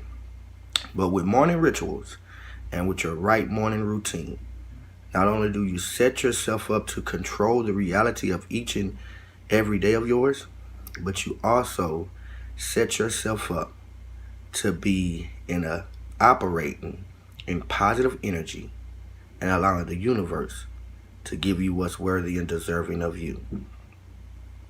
Some people utilize morning rituals as a time of meditation. That is very good. And I will recommend we all get to the point to where we wake up in the morning, we take a deep breath, we relax, and we meditate. And we meditate on the things that we're going to accomplish, and we meditate on what the successes that we're going to have throughout this day. Listened to a podcast some time ago, actually, and it was by a guy by the name of Eric Sue. And Eric Sue says that he starts his day at about 5:30, 6 o'clock in the morning. And I understand we've all heard the phrase that the early bird gets the worm. Well, it's pretty true. So you get an early start on your day by waking up early. Then again, meditation is a very good thing to do. And it's a very important thing to do. Put your mind and focus on today's successes. Listen, I'm going to take a note from Eric Sue's podcast, and I'm going to say this because Eric recommends an app called Calm, C-A-L-M, and that helps him meditate. But in whatever we meditate, we'll begin to set a good tone for your day. After your meditation, you rewire your brain and declare your affirmations and daily vision statements, which will be the second point to this if I was to add points to it. But I'm just talking to you. But if I was to add points to it, the first point would be meditate. The second point would be say your affirmations and your daily vision statements. We all should have affirmation. I'm going to succeed. Today is going to be a happy day. I'm going to love me no matter what. Money is my birthright. I'm going to be successful. I'm going to be prosperous. I'm going to be relentless. I'm going to be unstoppable. Those are called affirmations. And after you meditate and you get up out of that bed and you get ready to go take your shower, brush your teeth and things of that nature, you look yourself in the mirror, look yourself in the eye, and you give yourself some affirmations. It will be good. It will be great if you have some of these affirmations. Some people put it on Post-it notes and stick it on their mirrors. Some put it on Post-it notes and have it stuck all different places throughout their house. Some people have it on their vision board. Vision board as well is a good affirmation because when you wake up and you look at that board, you see what you want to have and you work towards what you want to have because you know you deserve everything that's on that vision board. And because you have a vision for it, the universe will bring it to you. You can never have where your mind has never went. And everywhere your mind has went, you will have it. The Bible says, wherever your foot shall tread, I shall give that to you. So you wake up, do your meditations. You set the tone with your affirmations. And that's your mental workout. And then after that, go work out. Health and wealth goes hand in hand. And nobody that's living in abundance is unhealthy. Go work out. It doesn't matter if you're just doing 10 push-ups a day in your living room. That's fine. Because you're going to slowly, gradually gain more strength. And you'll be able to do 10 and 20 and 30 and 40 and 50 and 60. Notice you'll be doing 100 and 200 and thousands of push-ups per day. But just start somewhere. Go work out. Run on a treadmill a little bit. Do a little jogging in place. Do some calisthenics. Do some jumping jacks. Stretch your bones. Because you don't want to have a strong mind and a weak body. You want it to be balanced together. You want it to work together. You want it to work in sync with one another. Mind, body, and soul. Your soul is your meditations. Your mind is your affirmations. And your body is your working out. And once we begin to set that as a morning ritual for us, each and every morning,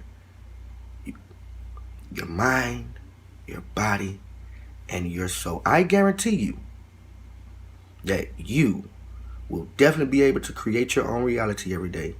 You will definitely be able to live a life that's worthy of you. And you will be unstoppable by any negative force that's trying to come your way. So set your morning ritual. Stick to the ritual. Do the ritual each and every day, but until it becomes, what's the word I'm looking for? Until it becomes natural to you. You have to start a habit in order for it to become natural. And when it becomes natural, I guarantee you, you will guaranteed to be living a life that's worthy of you each and every day. Because when you wake up, you'll create your reality. And when you go to sleep at night, you'll have some of the best rest you've ever experienced. So listen, start setting a morning ritual to sync your mind with your body with your soul. Go out there, conquer the world, dominate. Because you are unstoppable. And you can have anything you want to have. And you can be anything you want to be. But understand that it all begins within. Thank you, guys. Hi, my name is Tempest S. Smith. I am one of the CEOs of this amazing ATSJR companies. We are the top personal development training company in the world. We make profitable clients more profitable. If you or your business needs help, if you and your life needs help, this is the only place you need to be. ATSJR companies, check us out online, theatsjr.com or atsbu.org. Because we are unstoppable. Listen, man, your life will always never be the same once you become part of the ATSJR companies. Listen, ATS Week, it's going to bless your life. It's going to transform. It's going to change your life. But here's what you got to do. You got to drop that old mindset. Let go of that old poverty stinker. Let go of that old person. Let go of that loser. Release him. Let go of the procrastinator. Kill all that. Become the new you by transforming into who you are trying to become. Join us, ATS Week, atsjr.com. We are excited. We are ready to have you guys. If you guys don't know by now, I am the double certified People's Pastor, Reverend Brian A. Johnson, and I am the spiritual transformational coach right here at the ATSJR companies. We will change your life. And we will change your bank account. Let us add value to your life. Let us give you everything that you need to go to the next level in your life. ATSJR companies and the ATS Business University, that's what we're all about. We're all about growth. We're all about adding value to you, and we're all about helping you grow. Trust me, you don't want to miss ATS Week. This is the place to be. This is the place to grow. This is the place to learn. My business partner, Antonio T. Smith Jr., is the best at everything that he does. You need help, you need to holler at my boy. Your business is broke, you need to holler at my boy. Your mindset is in poverty, you need to holler at my boy. Why? Not because he's arrogant, not because he's whatever y'all talk about, because he backs up what he teaches. He lives this lifestyle. He's not out here just talking to collect coins. He's living and walking it every single day. So you need help, your business needs help, your life needs help, come holler at my boy. Man, many people say what they're trying to do. Many people say what they want to do. Many people say what they have a desire to do. But few people actually go do it. If you want to learn how to do it, listen to Antonio T. Smith Jr. Follow ATS Week. Follow the ATS Business University. Go join a Plant Better group. Get on a Plant Better cause, because your life will never be the same planting the old bad sucky seeds that you've been planting since you were born. So you have to plant better in order to get better. And if you want to be better, you have to begin right here at the ATS Business University. In the words of Tempest, you want to be better? Go holler at my boy.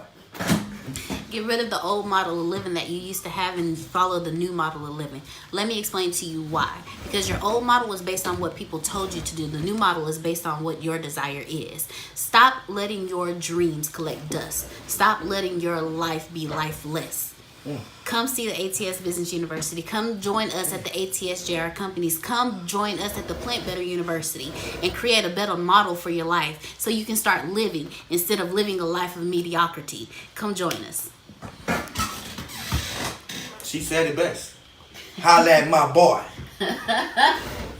There is no company better than this company. Not because I'm one of the CEOs, not because I've been here since day one, but because we put in work every single day. Antonio is in this office 17, 18, 19, 20 hours a day. Not for him, but because he wants to help you change your life. That's it. Yes. That's it. He deserves it. Listen, man, listen. I want to tell y'all something real quick, a real quick story. And that was this kid that grew up. This kid grew up in a poverty area. He grew up in the hood. And he was raised up in the hood. And he had hood mentality. And all his life, they used to tell a kid, you wouldn't amount to nothing. You wouldn't be nobody. You'll never accomplish anything you want to be. You'll never get to the level of success in which you are dreaming about. So get rid of your dreams and just continue to live in that hood life. Continue to live that poverty lifestyle. Well, baby, guess what? I'm a millionaire now. You know why? ATS Business University. Listen, join us today. Walk out of your poverty, walk into your prosperity, and you can make all the haters pissed off. That's it. Because you are filthy freaking rich. ATS, baby. Yes. Get you one. Hello, everyone. I don't know how many of you know a lot about me, but a little bit about me is that I have been a school counselor for a very long time. And so working in counseling, there are some tricks to the trade to help me deal with the calamity that comes with that profession. There are some high moments, there are some low moments, and when you're working on your personal character, working on your personal dreams, but you listen to the hurts of kids and you listen to the hurts of adults, sometimes your mind can drift and you cannot focus on your successes as much, and you can allow the things going on with other people to keep you from achieving what you want to achieve when you're going through the transition.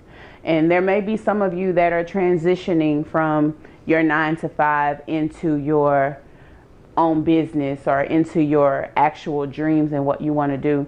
And so I wanted to share with you something that I use to pour into myself to keep me focused on what the end result is, so I don't get lost in other people's issues and other people's problems, because that's my day-to-day work. That's what I do from the hours of 8 to 4, Monday through Friday.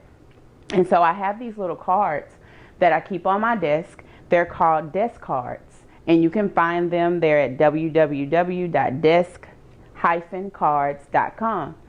And so I wanted to share with you the one that I had on today. It says, the 4 rules for success. So this is sitting on my desk. Kids come in crying, staff members come in crying, everybody that wants to cry comes in crying. And I have this on my desk and I'm looking at it because once I get through focusing on that and that drains me, this is immediately ready to pour into me, and I want to share it with you. The 4 rules for success. Number 1, show up. No matter where you are in your process, no matter where you are in between your 9-to-5 and your dreams, you can never ever stop showing up. I have worked since 7:30 this morning. I have office. I haven't been to my house today. I left one office and came to another office. This is not my custom. But because I read this card today, I said, Shannon, you have to show up. And you have to keep showing up consistently. And so I'm going to share with you, that's number 1, show up. Don't show up for your 9-to-5 more than you show up for your dreams. It gets difficult because my 9-to-5 requires a lot of my time. 9 to 5. You do the math. There's not a lot of time left in the day. So when I get home tonight, I'll fire up the coffee pot and I'll give some more hours to my dream, because right now that's how I have to show up. And yes, it is draining, but I would rather be drained for a dream than drained for somebody else's drainage. And to call it what it is, me servicing children who are not my own. They are in my heart, but they're not my own, and they go through a lot. Staff members that go through a lot. That's their drainage. And that's not my dream. And so I have to give more time and show up more for what I want. Because if not, I'm telling the universe, I'm telling the world, I'm telling God, I want the drainage. I don't want the dream. And so I have to show up. Number 2, I have to pay attention. How many of you know that you can show up and not pay attention?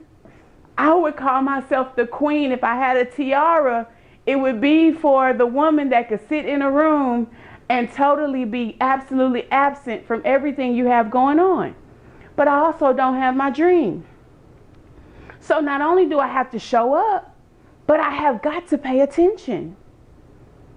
Everything that's said in our mastermind group, everything that's said in the trainings, everything that's said in these videos and trainings that you're watching, at some point will be relevant to what you're going through, to your process, to your abundance, to your dream. You have got to pay attention. You have to do that. Number 3, ask questions. Ask questions. If you just sit and you just take and receive and receive and receive and receive, and you don't ask any questions, that is the telltale sign that you're not doing any work. And that's fine, but you have to understand you won't go forward until you dig in. And the only way you dig in, if I never questioned anything that came out of Antonio T. Smith Jr.'s mouth, I would be more stuck than I am right now. Only I have to ask questions out of prosperity and not questions out of poverty. And that's where I had to draw my line. Shannon, what is this question for? Are you trying to prove a point? Are you trying to be right? Or are you trying to be rich? I only ask rich questions. I had to stop myself from asking right questions, because being right stopped being important to me. Being rich is very important to me. So I show up consistently. I ask questions, and I pay attention. I pay attention. And I don't ask all the questions. You have to check yourself. Make sure you're not asking a question to prove somebody wrong.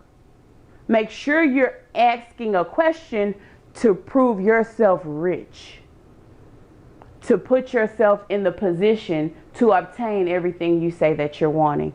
The last step is repeat.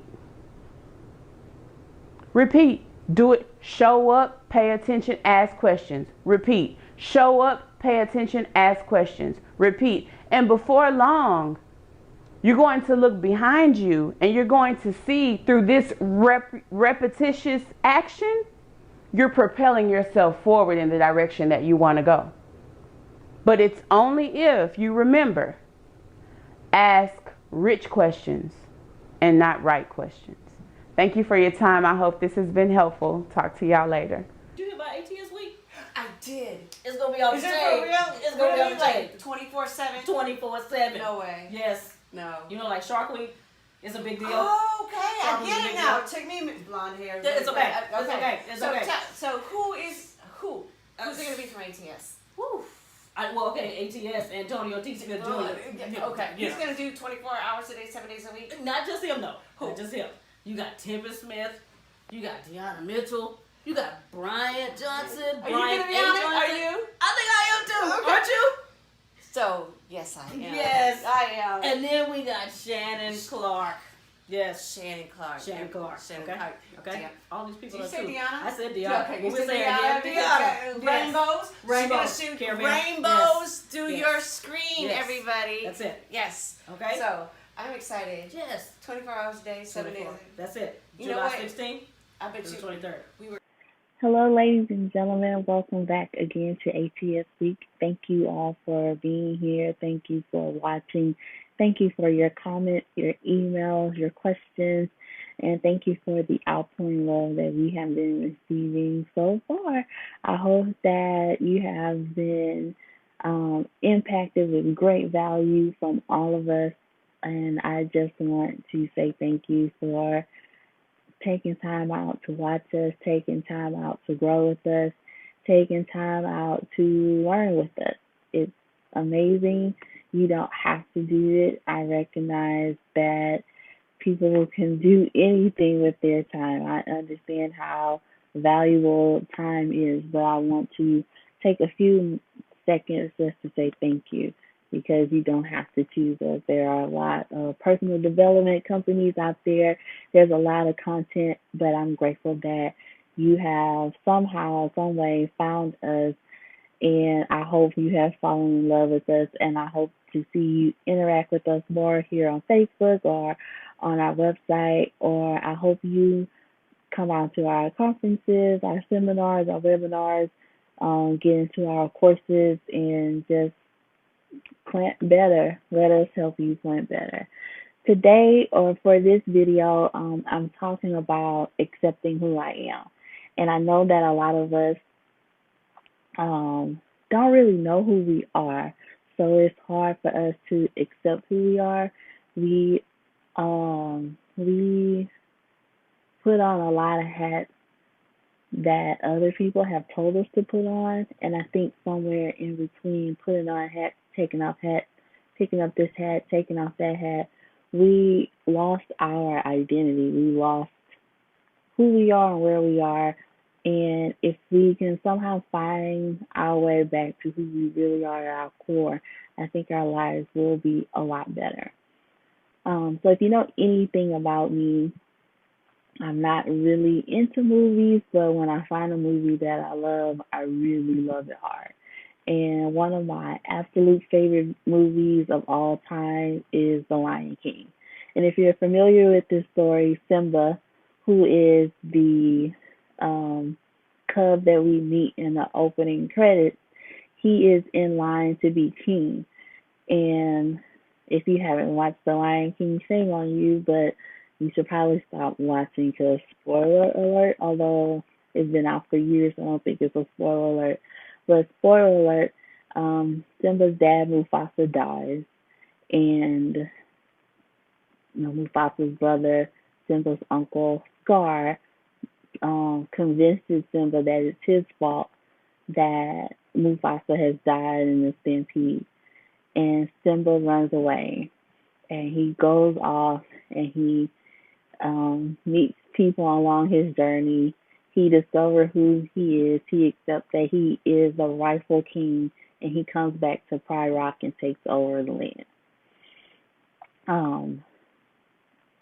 Horrible plot summary, but I can talk about Lion King for all day, basically. So I had to cut myself short. But Simba ran away because he wasn't comfortable with who he was and what he was born to do. And how many of us can relate to that? How many of us are running?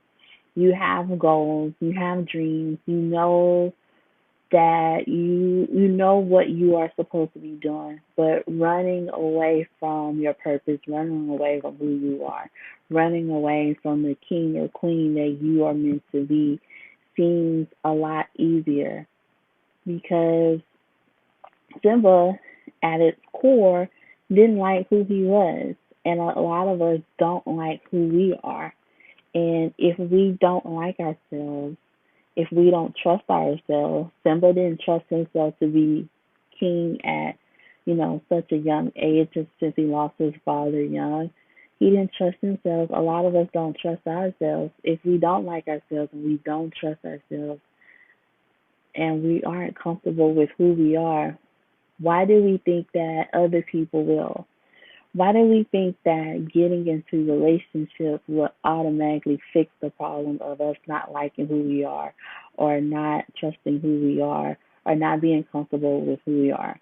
If you alone can't love you, if you alone can't trust you, if you alone can't be comfortable with who you are, adding someone else into that equation, whether it's a romantic relationship or a platonic relationship or whatever, doesn't add value. Someone else in that equation can't replace the emptiness you feel inside. Someone else in that equation can't replace the lack of trust that you have for yourself. And honestly, how can you trust someone else in any type of relationship or friendship if you don't trust the person who is coming to the relationship, meaning you? How can you love somebody and you don't love yourself or you don't know how to love yourself? How can you like somebody and you can't even look at yourself in the mirror? How can you open yourself up and give yourself in whatever way that means to you to someone and you don't give that to yourself? So the only thing that I can honestly tell you about how to accept who you are, how to become comfortable with who you are, how to love who you are, how to like who you are, is get to know you. Oftentimes, relationships, friendships, partnerships, etc., ends with one person claiming, well, you don't even know who I am. So my question is, do you know who you are? Do you know what it's like to be on the other side of you? And one of a book that we read in a 40-week leadership class that we do at the ATSJR companies is called Integrity by Dr. Henry Cloud. And in this book, Dr. Cloud compares the wake of people to the wake of a boat. So those of you who don't know, and it took a while for me to understand, when a boat is floating on water, it leaves a wake in the water. The ripples in the water behind the boat is the wake. And depending on how smooth, rough, slow, or fast the boat is going, the wake in the water reflects that of the boat. So what kind of wake are you leaving behind? I know social media loves to glamorize knowing who you are, but let's be honest for a moment. None of us live a glamorous life 100% of the time.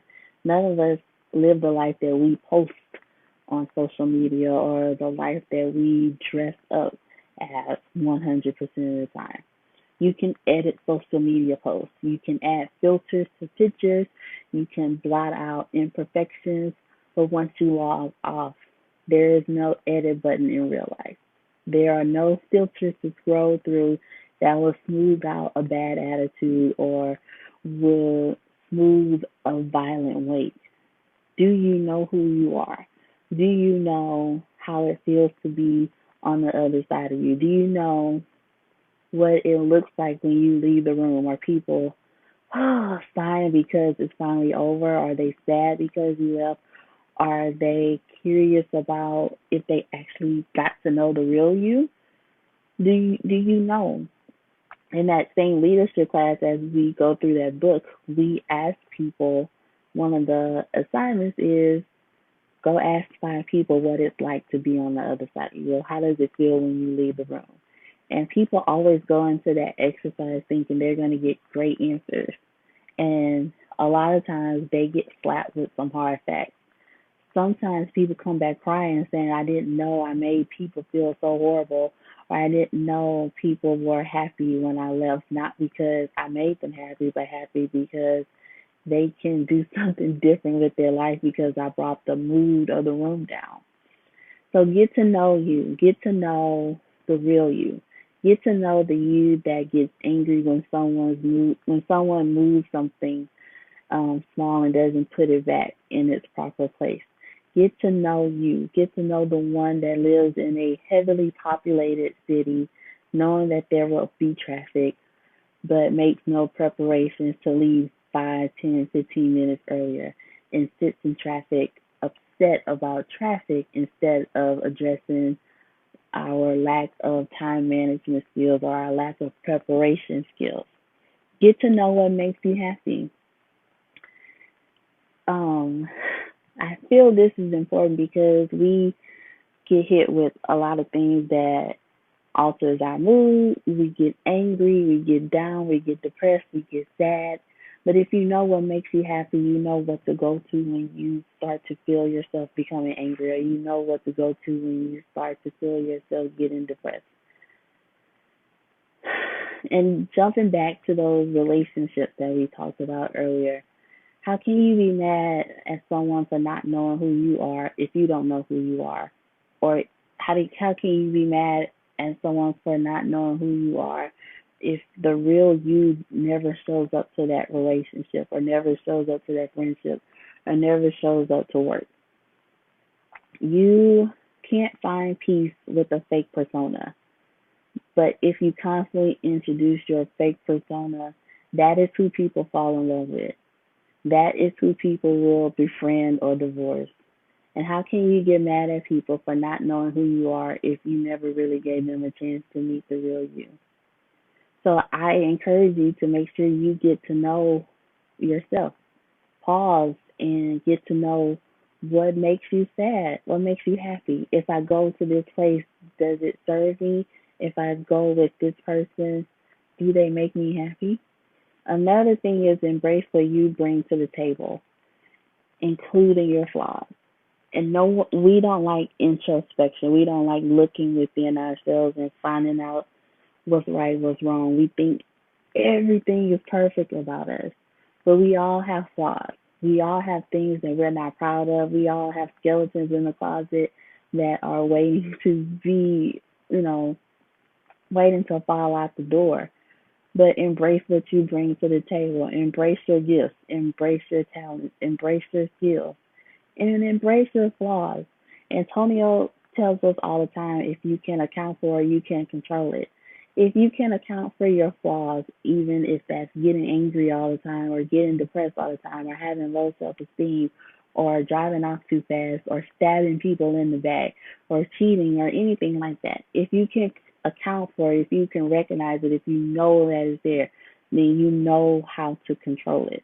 But as long as you keep denying that, as long as you keep lying to yourself, you'll never embrace who you are. You never get to know who you are. And you will always have to introduce a fake version of you to whoever comes into your life. And that is the opposite.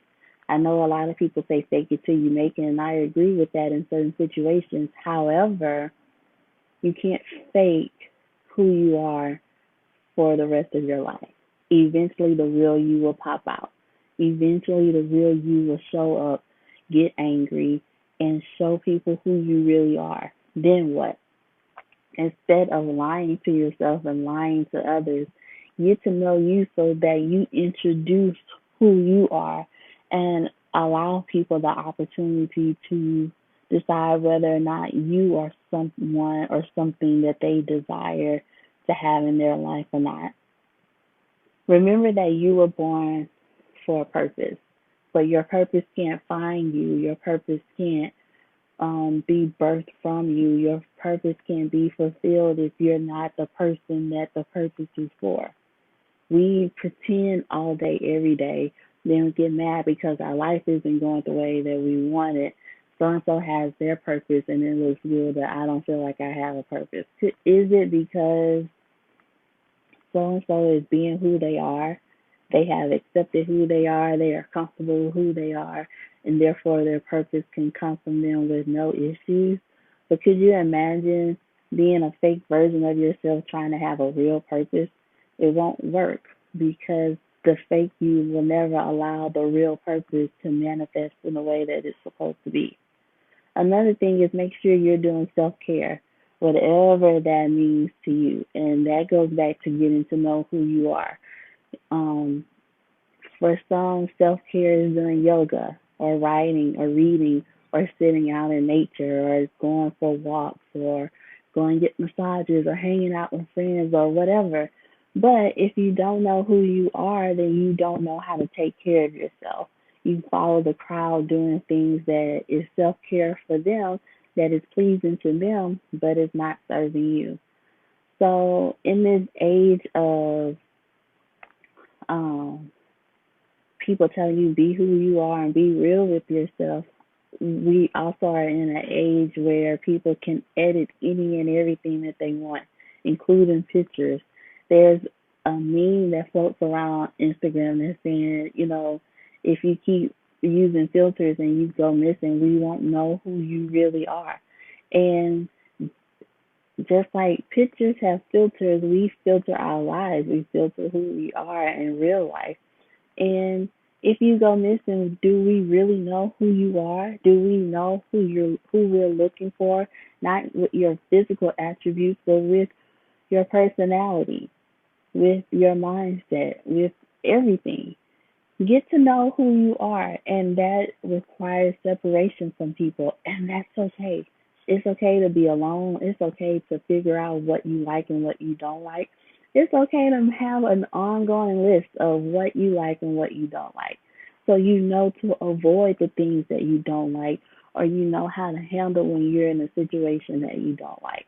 But if you don't know who you are, and refuse to take time out for yourself, you will constantly be in situations. You will constantly be in relationships.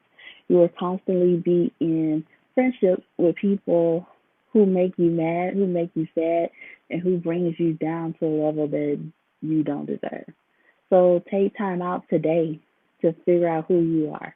And even if you think you know who you are, still take time out, because you are constantly growing, you're constantly changing. The world keeps spinning, and what you like today may not be what you like tomorrow. Take time out and know who you are, love who you are, so you can accept who you are, and so your purpose can find who you are. My name is Tempest Smith. Thank you so much for watching. See you next time.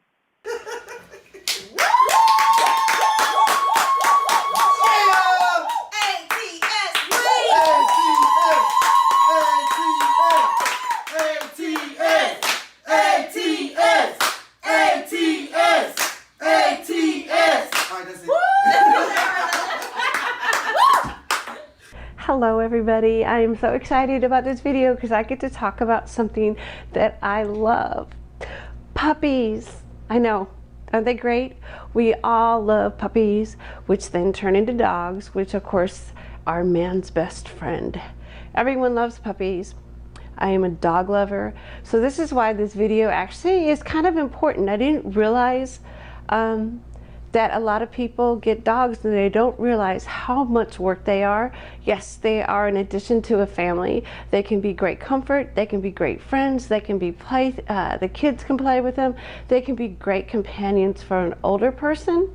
But in order, before you actually bring a dog home or decide to give a dog as a gift or a puppy as a gift, there's some things that you may not want to, some things that you may want to consider. You need to ask yourself, are you ready? You ask yourself, number one, can you afford a puppy or a dog?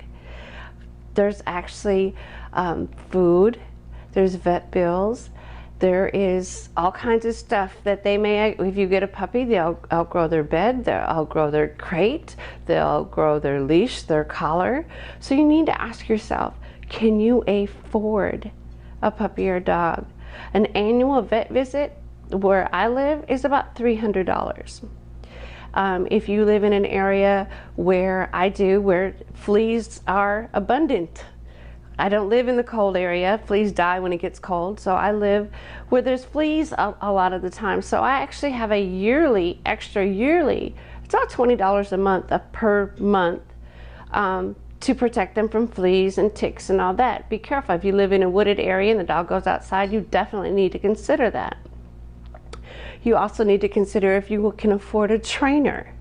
Now, you don't think training is important, and of course there's dogs have obedience classes where they train you to train your dog. And you don't think it's important until you're taking your dog for a walk and they pull. You want a dog to, and you have to train yourself to train your dog.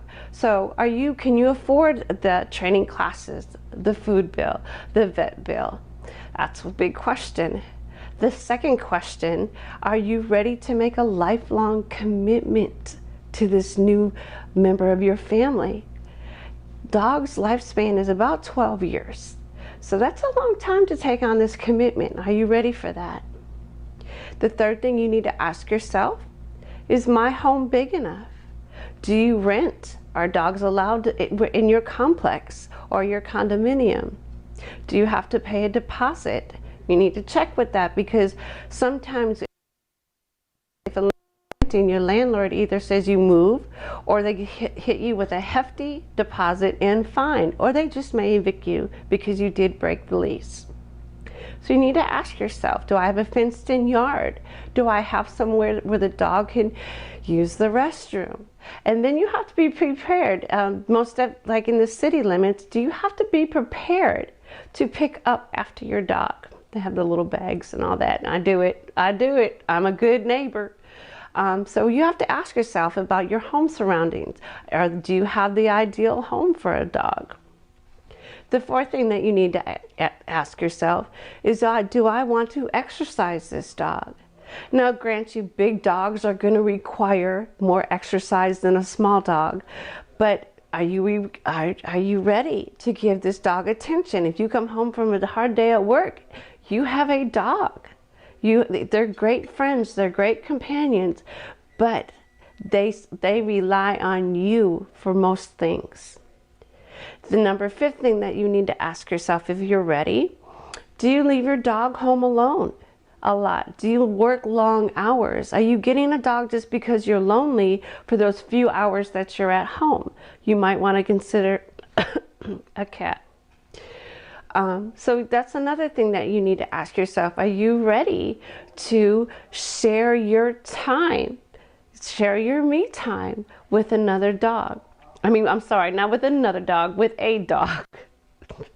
Crap. Now the sixth thing you need to ask yourself, if you're ready, are you ready to groom and care for a dog? Dogs need baths. If you get a dog with long hair, they need brushing. Some dogs need their bangs trimmed. Are you prepared to cut their nails, which is hard? My dog has to be sedated. So that's an extra vet bill for me because she will not let you cut her nails. So there's all kinds of things you really have to take into consideration. Grooming and care. Another thing that you need to ask yourself, and this is the most important question of them all, are you able to answer yes to all of those above every single day of the next 12 years? But getting a puppy or a dog is definitely a big step. And then you have to do, if you answer yes to all those questions, great. Now you get to more questions. You have to decide what kind of dog you would like. Get a mixed breed, be happy, go. But you have to decide if you want a puppy or an adult. And let me tell you, puppies are like toddlers. They get into everything. They have accidents. The puppy training process is a good 2 months. Are you prepared every 2 hours, whether rain, shine, cold, snow, to take that puppy outside and train it? If there's one thing about puppies, you have to applaud them into doing what you want them to do. So you have to be patient with a puppy. If you choose to get an adult dog, what kind of breed would you like? Do you want a long hair breed that sheds? Or do your research. Do your research. Go to Google. There's some dogs that are awesome. I love pugs with their smashed noses, and they remind me of the dog from Men in Black. I've had a few of them. They snore. Am I prepared to get up and sleep on the couch if the dog is snoring too loud? You have to ask yourself these questions. Then you also have to understand that you need a crate. You need dog toys. And speaking of dog toys, are you prepared to maybe have a pillow or a shoe destroyed? You have to really think about getting a dog. They are man's best friend. They're my best friend. But before you rush out and get that cute puppy that's all fuzzy and smells good like puppy breath, please find out, does everybody in your family want a dog? Is anybody allergic to a dog? Getting a dog, I see so many dogs discarded because none of these questions were ever brought to anybody's attention. And if you actually want to get a new puppy, research the kennels, research the owners where you buy them from. There's a lot of great puppy mills out there, and there's a lot of bad puppy mills out there. If you want to go to the Humane Society, get one. You can follow their registration process, follow their application process. Some of the best dogs have been the rescued dog. At least I thought she was rescuing me. I thought I was rescuing her, but actually she was rescuing me. So these are a lot of questions that take into consideration when getting a pet. And if you do, they are the best in the world. They're awesome. They're great companions. They're always happy to see you, and they just like to be loved. Hi, my name is Tempest S. Smith. I am one of the CEOs of this amazing ATSJR companies. We are the top personal development training company in the world. We make profitable clients more profitable. If you or your business needs help, if you and your life needs help, this is the only place you need to be. ATSJR companies, check us out online, theatsjr.com or atsbu.org. Because we are unstoppable. Listen, man, your life will always never be the same once you become part of the ATSJR companies. Listen, ATS Week, it's going to bless your life. It's going to transform. It's going to change your life. But here's what you got to do. You got to drop that old mindset. Let go of that old poverty stinker. Let go of that old person. Let go of that loser. Release him. Let go of the procrastinator. Kill all that. Become the new you by transforming into who you are trying to become. Join us, ATS Week, atsjr.com. We are excited. We are ready to have you guys. If you guys don't know by now, I am the double certified People's Pastor, Reverend Brian A. Johnson, and I am the spiritual transformational coach right here at the ATSJR companies. We will change your life, and we will change your bank account. Let us add value to your life. Let us give you everything that you need to go to the next level in your life. ATSJR companies and the ATS Business University, that's what we're all about. We're all about growth. We're all about adding value to you, and we're all about helping you grow. Trust me, you don't want to miss ATS Week. This is the place to be. This is the place to grow. This is the place to learn. My business partner, Antonio T. Smith Jr., is the best at everything that he does. You need help, you need to holler at my boy. Your business is broke, you need to holler at my boy. Your mindset is in poverty, you need to holler at my boy. Why? Not because he's arrogant, not because he's whatever y'all talk about, because he backs up what he teaches. He lives this lifestyle. He's not out here just talking to collect coins. He's living and walking it every single day. So you need help, your business needs help, your life needs help, come holler at my boy.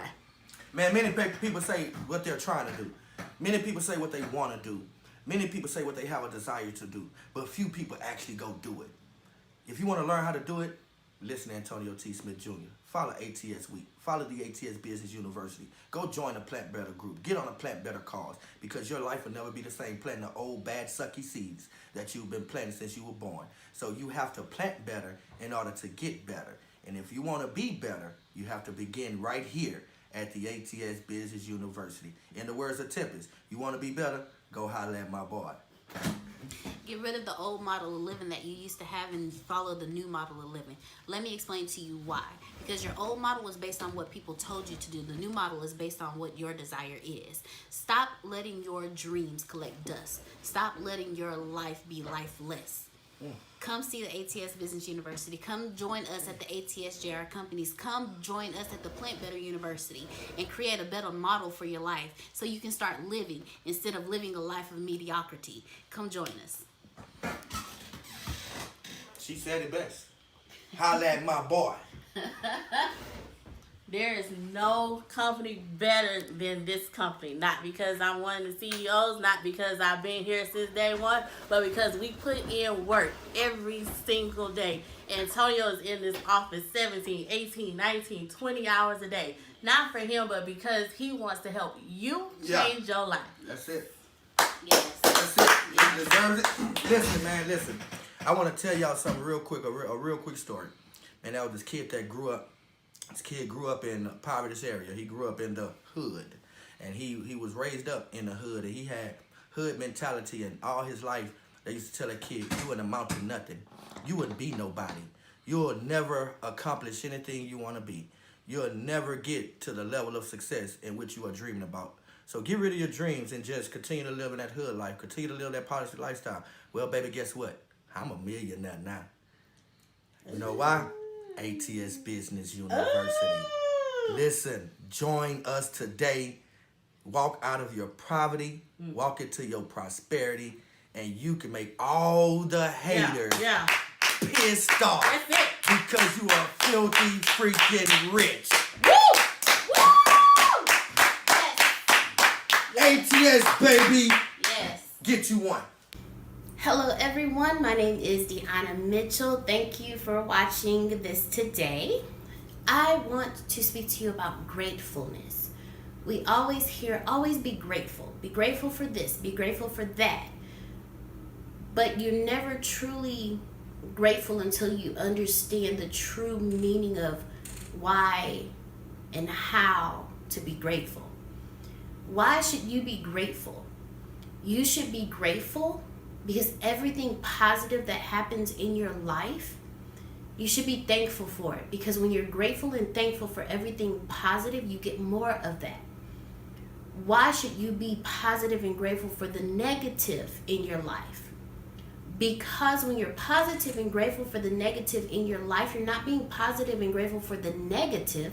You're being positive and grateful for what you learned out of being grateful in that negative situation.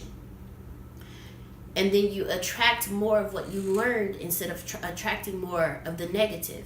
And then when you're grateful, you're focusing only on that positive aspect of everything in your life, so you only get that positive back to you.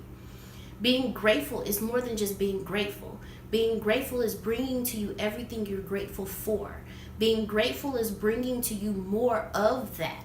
Being grateful is understanding that regardless of what goes on in life, I'm thankful for this. Each and every day is a gift. All you have is that moment. The clouds will never be the same on that day. The air that you breathe will never be the same on that day. The events that happen in your life will never be the same on that day. So you be grateful for that. And in being grateful for that, you create more of that. Today is a gift. It's the present. It's a gift for you to cherish. So every morning you wake up, be grateful that you woke up for that morning. So that way you can be grateful throughout the day for everything that happens in that day. And when you go to sleep at night, be grateful that you actually made it through the entire day. And you will get more of that. You will go to bed peaceful because you were grateful and thankful for everything that happened in that day. I was listening to a video and it said that live each day as though it's your last. So if you're living each day as though it's your last, be grateful for that day. Be grateful for the people that are in that day because you may not see them again. Be grateful for the events that happened in that day because you may not experience them again. Be grateful for the emotions that happened in that day because you may not feel them again. Be grateful for the food that you ate in that day because you may not be able to taste it again. And when you live each life with that much gratefulness, each and every day will be so much more fulfilling. When you live in gratefulness, you receive gratefulness in return. You will become a better person because all you exude is gratefulness. All you push out is peace. All you push out is thankfulness. And you will attract the people who appreciate those things to you. Gratefulness is more than just a word. Gratefulness is an action. It's an action that you have to do on a consistent and continuous basis. It's not always easy to be grateful because we are programmed to only focus on the negative. So I'm going to give you an example. You woke up this morning, you stubbed your toe. What's the first thought that comes into your mind? Now, ooh, I'm so thankful I didn't break my toe. Ooh, I'm so grateful now I know that that is there. Let me either move it or just put it in my thought that it's there so I don't stub my toe again. Those are not the thoughts we have. The thoughts we have are crap. You know the first words that pop in your head when you stub your toe. And we allow that one moment to create our entire day. So we only focus on the negative of that particular moment And all we attract for the rest of the day is negativity, instead of focusing on the positive in that moment, so we can only attract positive for the rest of the day. That's what I'm talking about. So it's not easy. Someone may say something wrong to you, but instead of being grateful that now you know where you stand with this person, you only focus on the negative of what they said, and you let those negative emotions override everything that has happened for you for that day. Being grateful on a consistent basis is not easy, but it's so worth it, because you create your day, whether you realize it or not. You create your day. So why don't you create your day full of gratefulness? Why don't you create your day full of joy and happiness, instead of creating a day full of ungratefulness? Don't be ungrateful, be grateful. Being grateful has truly and honestly helped me. And again, no, it's not easy. And I say that from experience, because at times we forget to be grateful. We forget to be grateful that we opened our eyes this morning. We take advantage of the fact that every morning we wake up when there are some people that have not woken up. We take advantage of the fact that we can get in a car and drive, and there are some people that have to walk to every destination. We take advantage of the fact that our children wake up every morning when some people have to bury their children on a daily basis. We take advantage of the fact that we can go to a grocery store and purchase food and have a refrigerator and a deep freezer full of food, and there are some people that hope they only get a grain of rice for that day. Be grateful for what you have, because there are people that don't have what you have. Be grateful that you woke up this morning, because there are some people that did not wake up this morning. Be grateful that you can breathe by yourself, because there are some people that actually need assistance to breathe. Be grateful that when you get out of bed, you can sit up, turn around, and put both feet on the ground and stand up with no assistance. Because there are some people that can't even sit up. Be grateful and bring more gratefulness into your life. You will be a happy person, and so will the people around you. Because when you're grateful, you only exude love. When you're grateful, you only exude thankfulness. When you're grateful, you only exude peace. When you're grateful, the only thing that you push out is that. And when you're grateful, you're able to tap into your inner core. You're able to tap into the inner you. And you're able to find who you are in your gratefulness. Because there is nothing else there but that gratefulness. Be grateful. Because being grateful is the only way to live.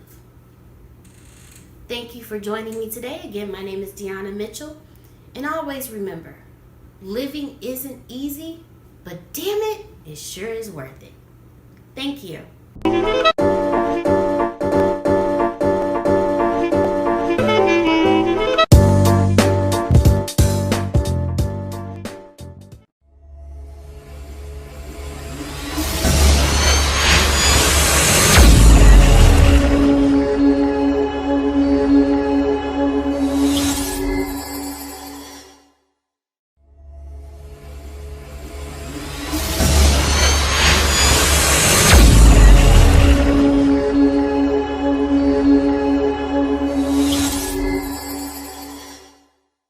Just making sure I'm on. Okay.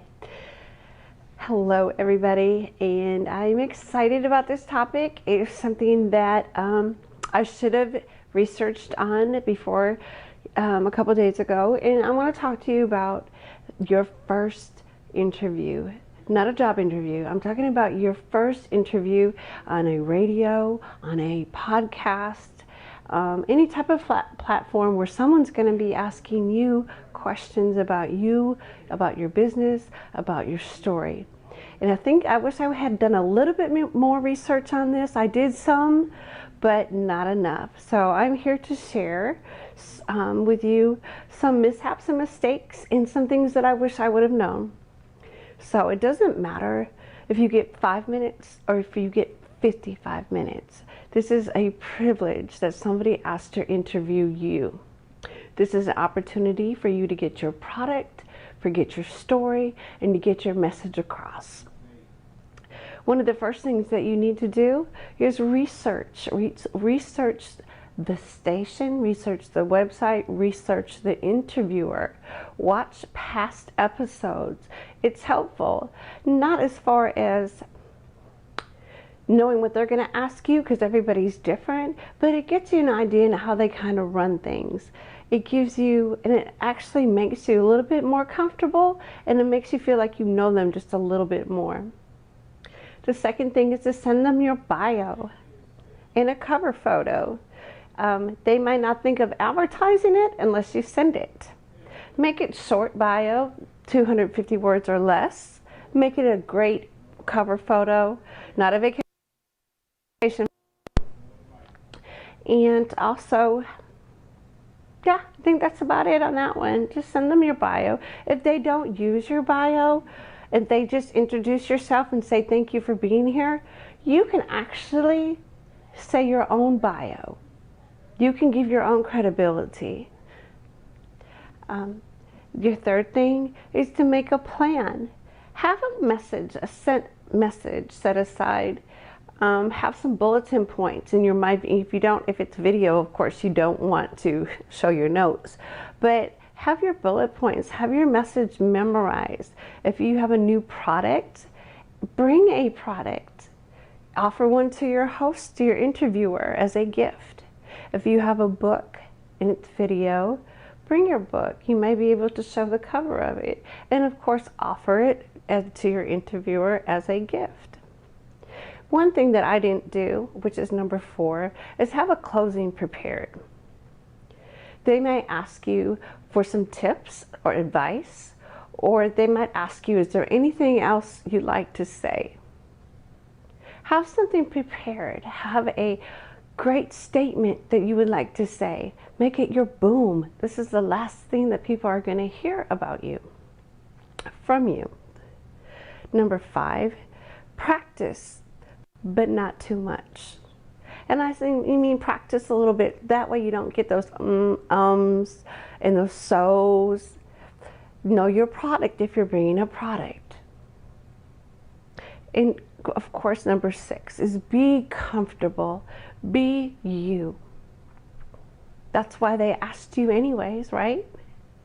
If you're doing an interview at home, make sure the kids aren't in the background. Make sure you have enough lighting set aside. A good table lamp without the shade works perfect. Also, make sure you've used the restroom. If you're a coffee drinker, drink lots of water. Maybe you might want to not drink so much coffee or water before the interview, because you do not want to ask for a break. Also, number 7, smile while speaking. Even if it's audio, that smile comes out through your voice. Number 8 is use the interviewer's name back. Call them by name. This is a personal conversation that's being recorded, so you want to know that, give them the respect. They know your name. And number 9, if you stumble, keep going. So usually nobody will notice. And if it can be edited, it may be edited out. But either way, it's okay. It's not a big thing. And number 10, stick to your message and stick to your plan. That's important. You don't want to start babbling and taking over the interview. You are a guest on the show, so you might make sure you want your host and your interviewer to be able to ask the appropriate questions that they may have prepared.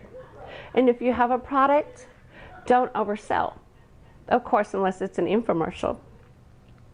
So with that all being said and done, there's a couple things that you can do after the interview.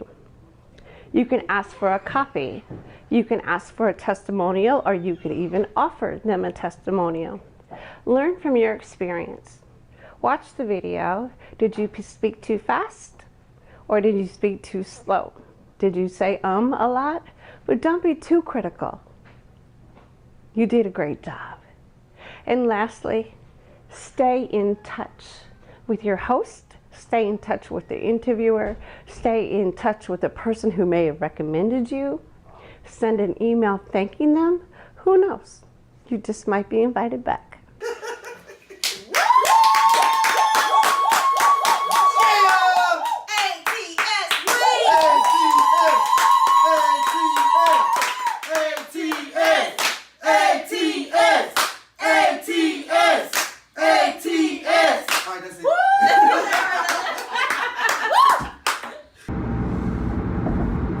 Ladies and gentlemen, welcome back to ATS Week, brought to you by the ATSJR companies.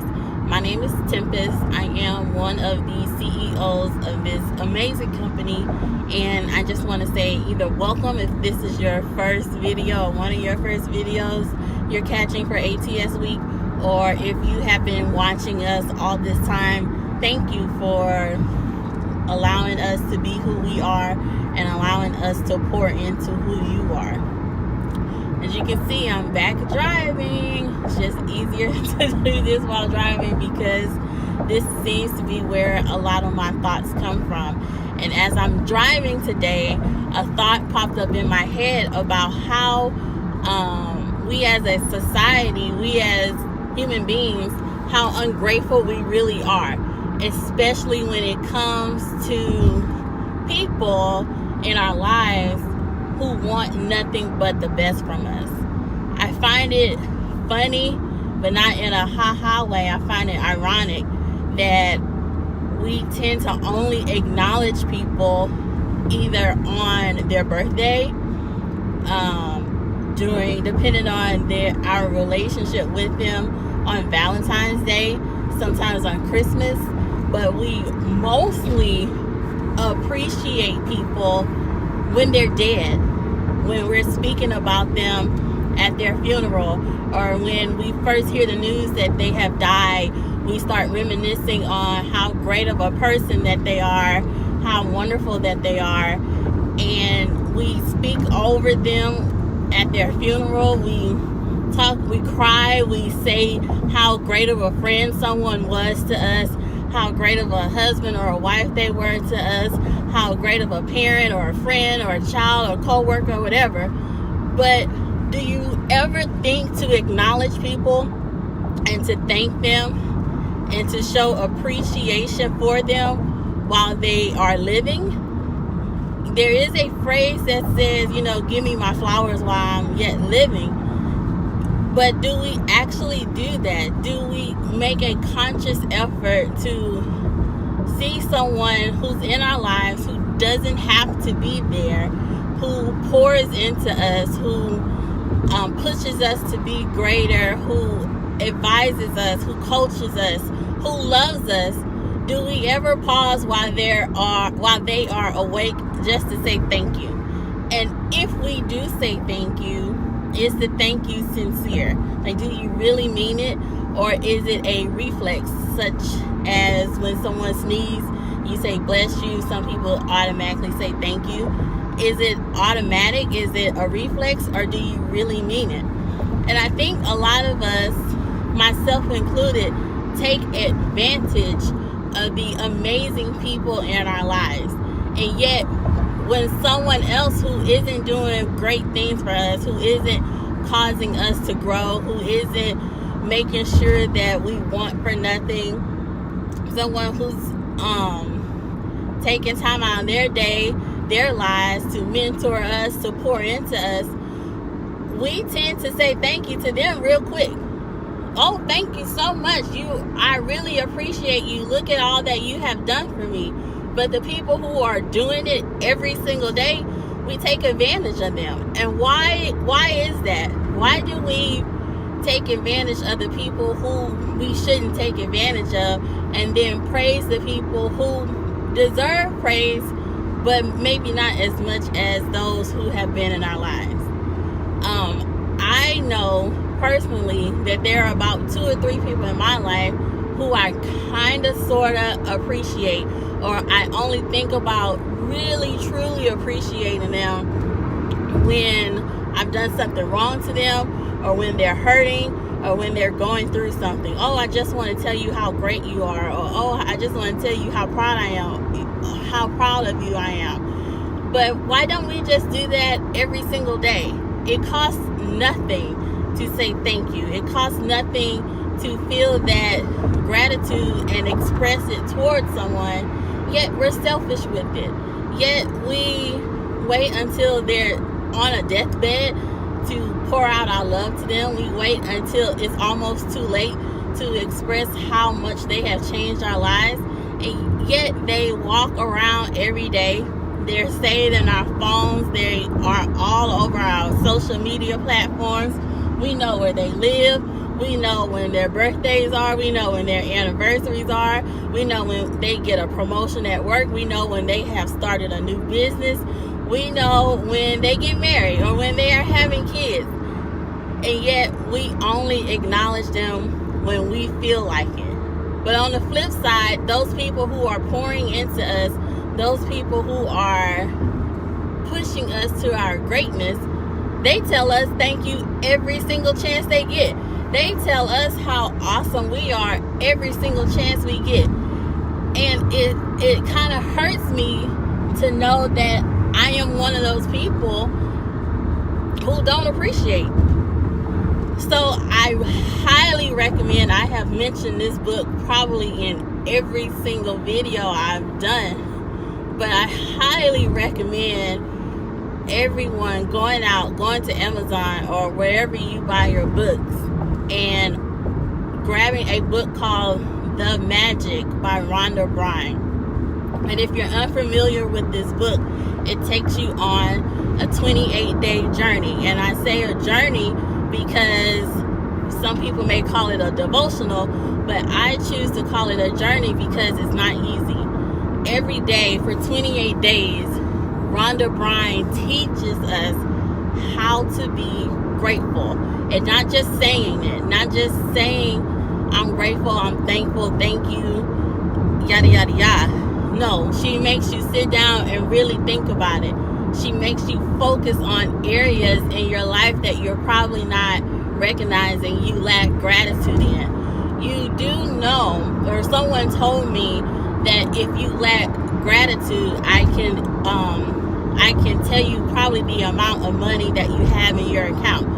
A lot of us are lacking money. We lack happiness. We lack joy. We lack peace because we are ungrateful for what we have in those areas. How many of us have a bank account right now, and because it's not the amount that we want, we don't say I'm grateful for what I do have? How many of us have houses that keep a roof over our heads, but because it's not the house that I feel like I should have right now, or it's not a house that looks like what I really want my house to look like, or my friend or my cousin or whomever has a better house than me, I don't appreciate the house that I'm in? How many of us do that? But what would happen if your bank account suddenly went to zero, or suddenly went into the negative? Or what would happen if a natural disaster such as a hurricane or a tornado came through your town and hit your house, and suddenly you're crying and upset because you no longer had a home, but you never showed your home the gratitude that it rightfully deserved? When was the last time that you were grateful for your health, whatever state your health is in? Maybe you don't have the best of health. Maybe, and I get that, maybe you have heart problems, or maybe you have diabetes, or maybe you suffer with all sorts of diseases, and I respect that. But are you grateful for the health that you do have? Because no matter how bad it may seem, no matter how hard your life may seem, someone always has it worse. And someone is always hoping and praying that they can just get in your situation so they can make it out of theirs. And yet we take that for granted. We take our jobs for granted. We complain about our jobs on Monday, but are grateful for the paycheck that hits our account on Fridays. We complain about our jobs, but we never say thank you for allowing me to have a job. Do you know how many people in this country, in this year, have lost their job and have been looking for employment and don't have it, and yet here you are with a job, with benefits, maybe not great benefits, but you have it, with a direct deposit every other Friday or however you get paid. You are ungrateful, yet someone is at home crying, begging, pleading for somebody to hire them at some point, even if it's at McDonald's. How many of us have cars that we don't take care of and we don't appreciate? But the moment that it starts giving us problems, we complain about it. But were you grateful for the car before it had problems? Were you grateful that it got you from point A to point B? Are you grateful for your family? A lot of us want our families to look like a certain thing, but we're not grateful that we even have a family. I know people who want kids and want to get married, but physical challenges stop them from having kids. They would love to be in your shoes. People complain about their kids being bad and hard to deal with, and I get it and I respect it. But there are women out there and there are couples out there longing to have children and they cannot. And here you are with your kids and you won't say thank you to whatever or whomever. Thank you for allowing me to have kids. Thank you for allowing me to go through childbirth and come out alive. Thank you for allowing me and my baby to go through childbirth and we're both alive. Maybe it's not perfect. Maybe it's a struggle to take care of a family. Maybe it's hard to go to work every day and then come home and be a mom and be a wife. But I'm thankful for it. Maybe it's hard for me as a man to be a man in this society. To be a man and hold down a job and to hold down my wife and to hold down my kids and still try to survive in this world. But are you grateful for your life? So many of us wake up every single morning and we never say, I'm grateful for my life. Do you know how many people have died today? Do you know how many people went to bed last night with a list of plans, planner full of things that they needed to do today, but they didn't wake up, or they didn't wake up with the ability to see or to smell or to hear or to touch or to taste? Some people can't walk and they are more grateful for their life than the people with legs. Learn to be grateful. That is one of the hardest lessons we as humans have to learn, because we are so selfish and we take so much for granted. But in a blink of an eye, things can be taken away from us. In a blink of an eye, our lives can end. In a blink of an eye, something can happen to us to where our whole world will be turned upside down. So start learning to be grateful today. And don't just say thank you. Really feel that in your soul. Feel that in your heart. Vibrate at a frequency that exudes gratitude. Because the more you're grateful for things, the more you're grateful for your life, the more the universe will respond to you and give more unto you. You want more money? Be grateful for what you have. Maybe you don't have anything. Maybe you have $1 to your name. I am so happy and grateful for this $1. And really mean it. And really, truly say it out loud. So when the universe hears you being grateful for what you have, the universe has no choice but to respond. So if gratitude is a thing that you are struggling with, a lack of gratitude is something that you don't even consider, start considering it. If your life is not going the way that you want it to go, check your gratitude. If your job isn't going the way that you want it to go, check your gratitude for your job. If your kids aren't acting the way that you want it, if your money isn't acting the way you want it, if your health isn't acting the way that you want it, check your gratitude in those areas and be better. You deserve a great life. I ending all of my videos with this. You deserve a great life. You deserve abundance, but you can't get there being ungrateful for what you have right now. You deserve more. The universe deserves more from you and of you, and you're wasting your life because you choose not to be grateful. And that's not a life that any of us deserve to live. My name is Tempest Smith. I am actually grateful for each of you for watching.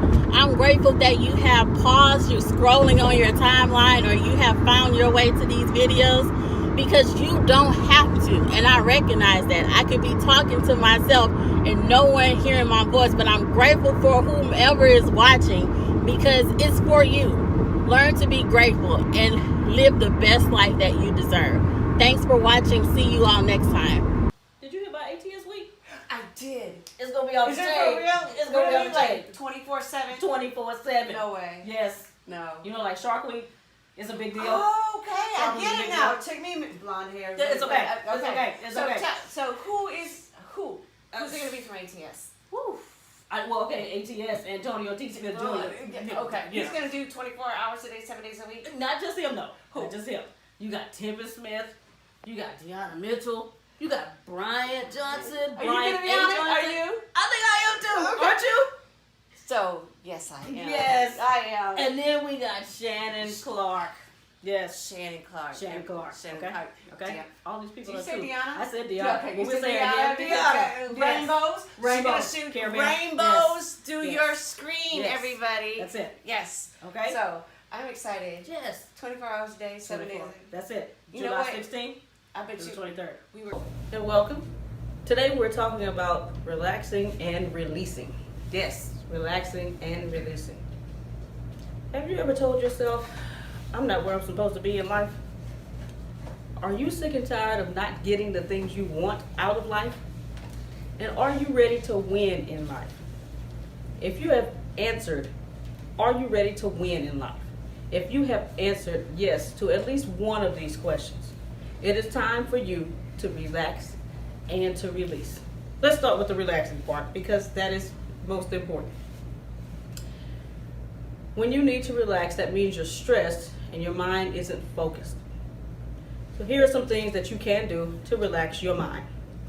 First, stop what you're doing, take a step back from what you're doing, or if need be, walk away from what it is that you're doing. Another thing you can do is change your scenery. If you can, get up, go outside, take a walk. Change your scenery. Look around, look at the sky, look at the trees, look at the scenery. If you're close to a park, go there.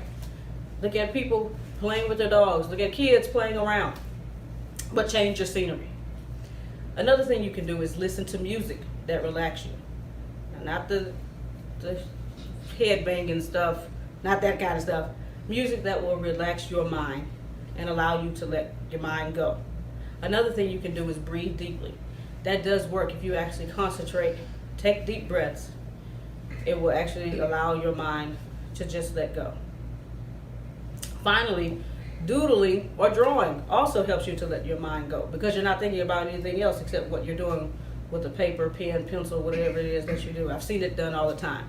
In order to help people relax, they just draw, they doodle anything. But it does help you to let your mind go. So the first thing you want to do is to relax your mind to be at peace. Secondly, you must release. You keep telling yourself, I'm not where I'm supposed to be in life. I'm supposed to be doing this and I'm supposed to be doing that.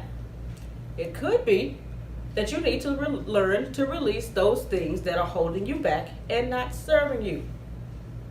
Maybe I'm not where I'm supposed to be in life because I procrastinate too much. Maybe it's because I'm kind of lazy and won't do the things that I need to do in order to be where I want to be in life. I could have ankle problems. I could have relationship problems. Whatever those things are that do not serve you and hold you back, you must release them. It could be that you need to learn to release people who are holding you back and not serving you. Maybe you know that you're in a relationship that does not serve you. Maybe you have family members that are holding you back and you know this and they're not serving you. Yes, sometimes you must learn to release family. I love one of my friends. Her name is Portia Wilkins, and she says you must learn to give people the gift of goodbye and to love them from afar. I love you, but I need you to be over there. These people do not serve you and they hold you back from the things in life that you desire. My thought process is if you keep holding on to things that do not serve you and people that do not serve you, you only have two hands. So if I'm holding two things with my two hands, I have no hands to grab on to prosperity. I must release these things in order to grab on and grab a hold to prosperity. Determine whether or not you need to release you, because sometimes the enemy is the inner me. You must learn how to release you if it is you that's holding you back. Great woman, speaker, trainer, coach by the name of Lisa Nichols says, the reason we won't become who we are is because we're too attached to who we've been. We get used to who we are. That's just the way I am. Okay, great. Well, if that's working out for you, great. But if it's not, you may want to release just the way you are. You must be willing to grow and go at the risk of others. If I know I'm at point A, but I want to get to point C, and there are some things and people that I need to release, and I really want to get to point C, well, I need to release those things and those people, regardless of what you think, regardless of if you approve or not. In order for me to get $3 million by the end of this year, I got to release some things.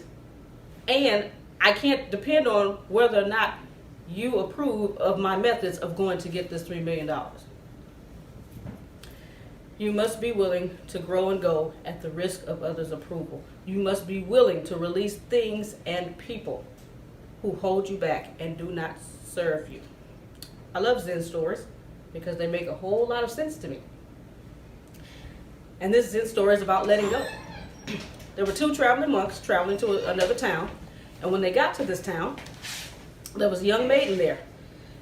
Now this is back in the day. So they were carrying her on a chair. So imagine 4 gentlemen, 2 in the back and 2 in the front. She's sitting in a chair at the top, and they're carrying her. It was pouring down, raining, and she was about to get down, but there was a big puddle. And if she would have gotten down, her silk robe would have gotten dirty, so she couldn't cross to the other side. And she was scolding the people that was with her because they were carrying packages and things for her bags and everything for her.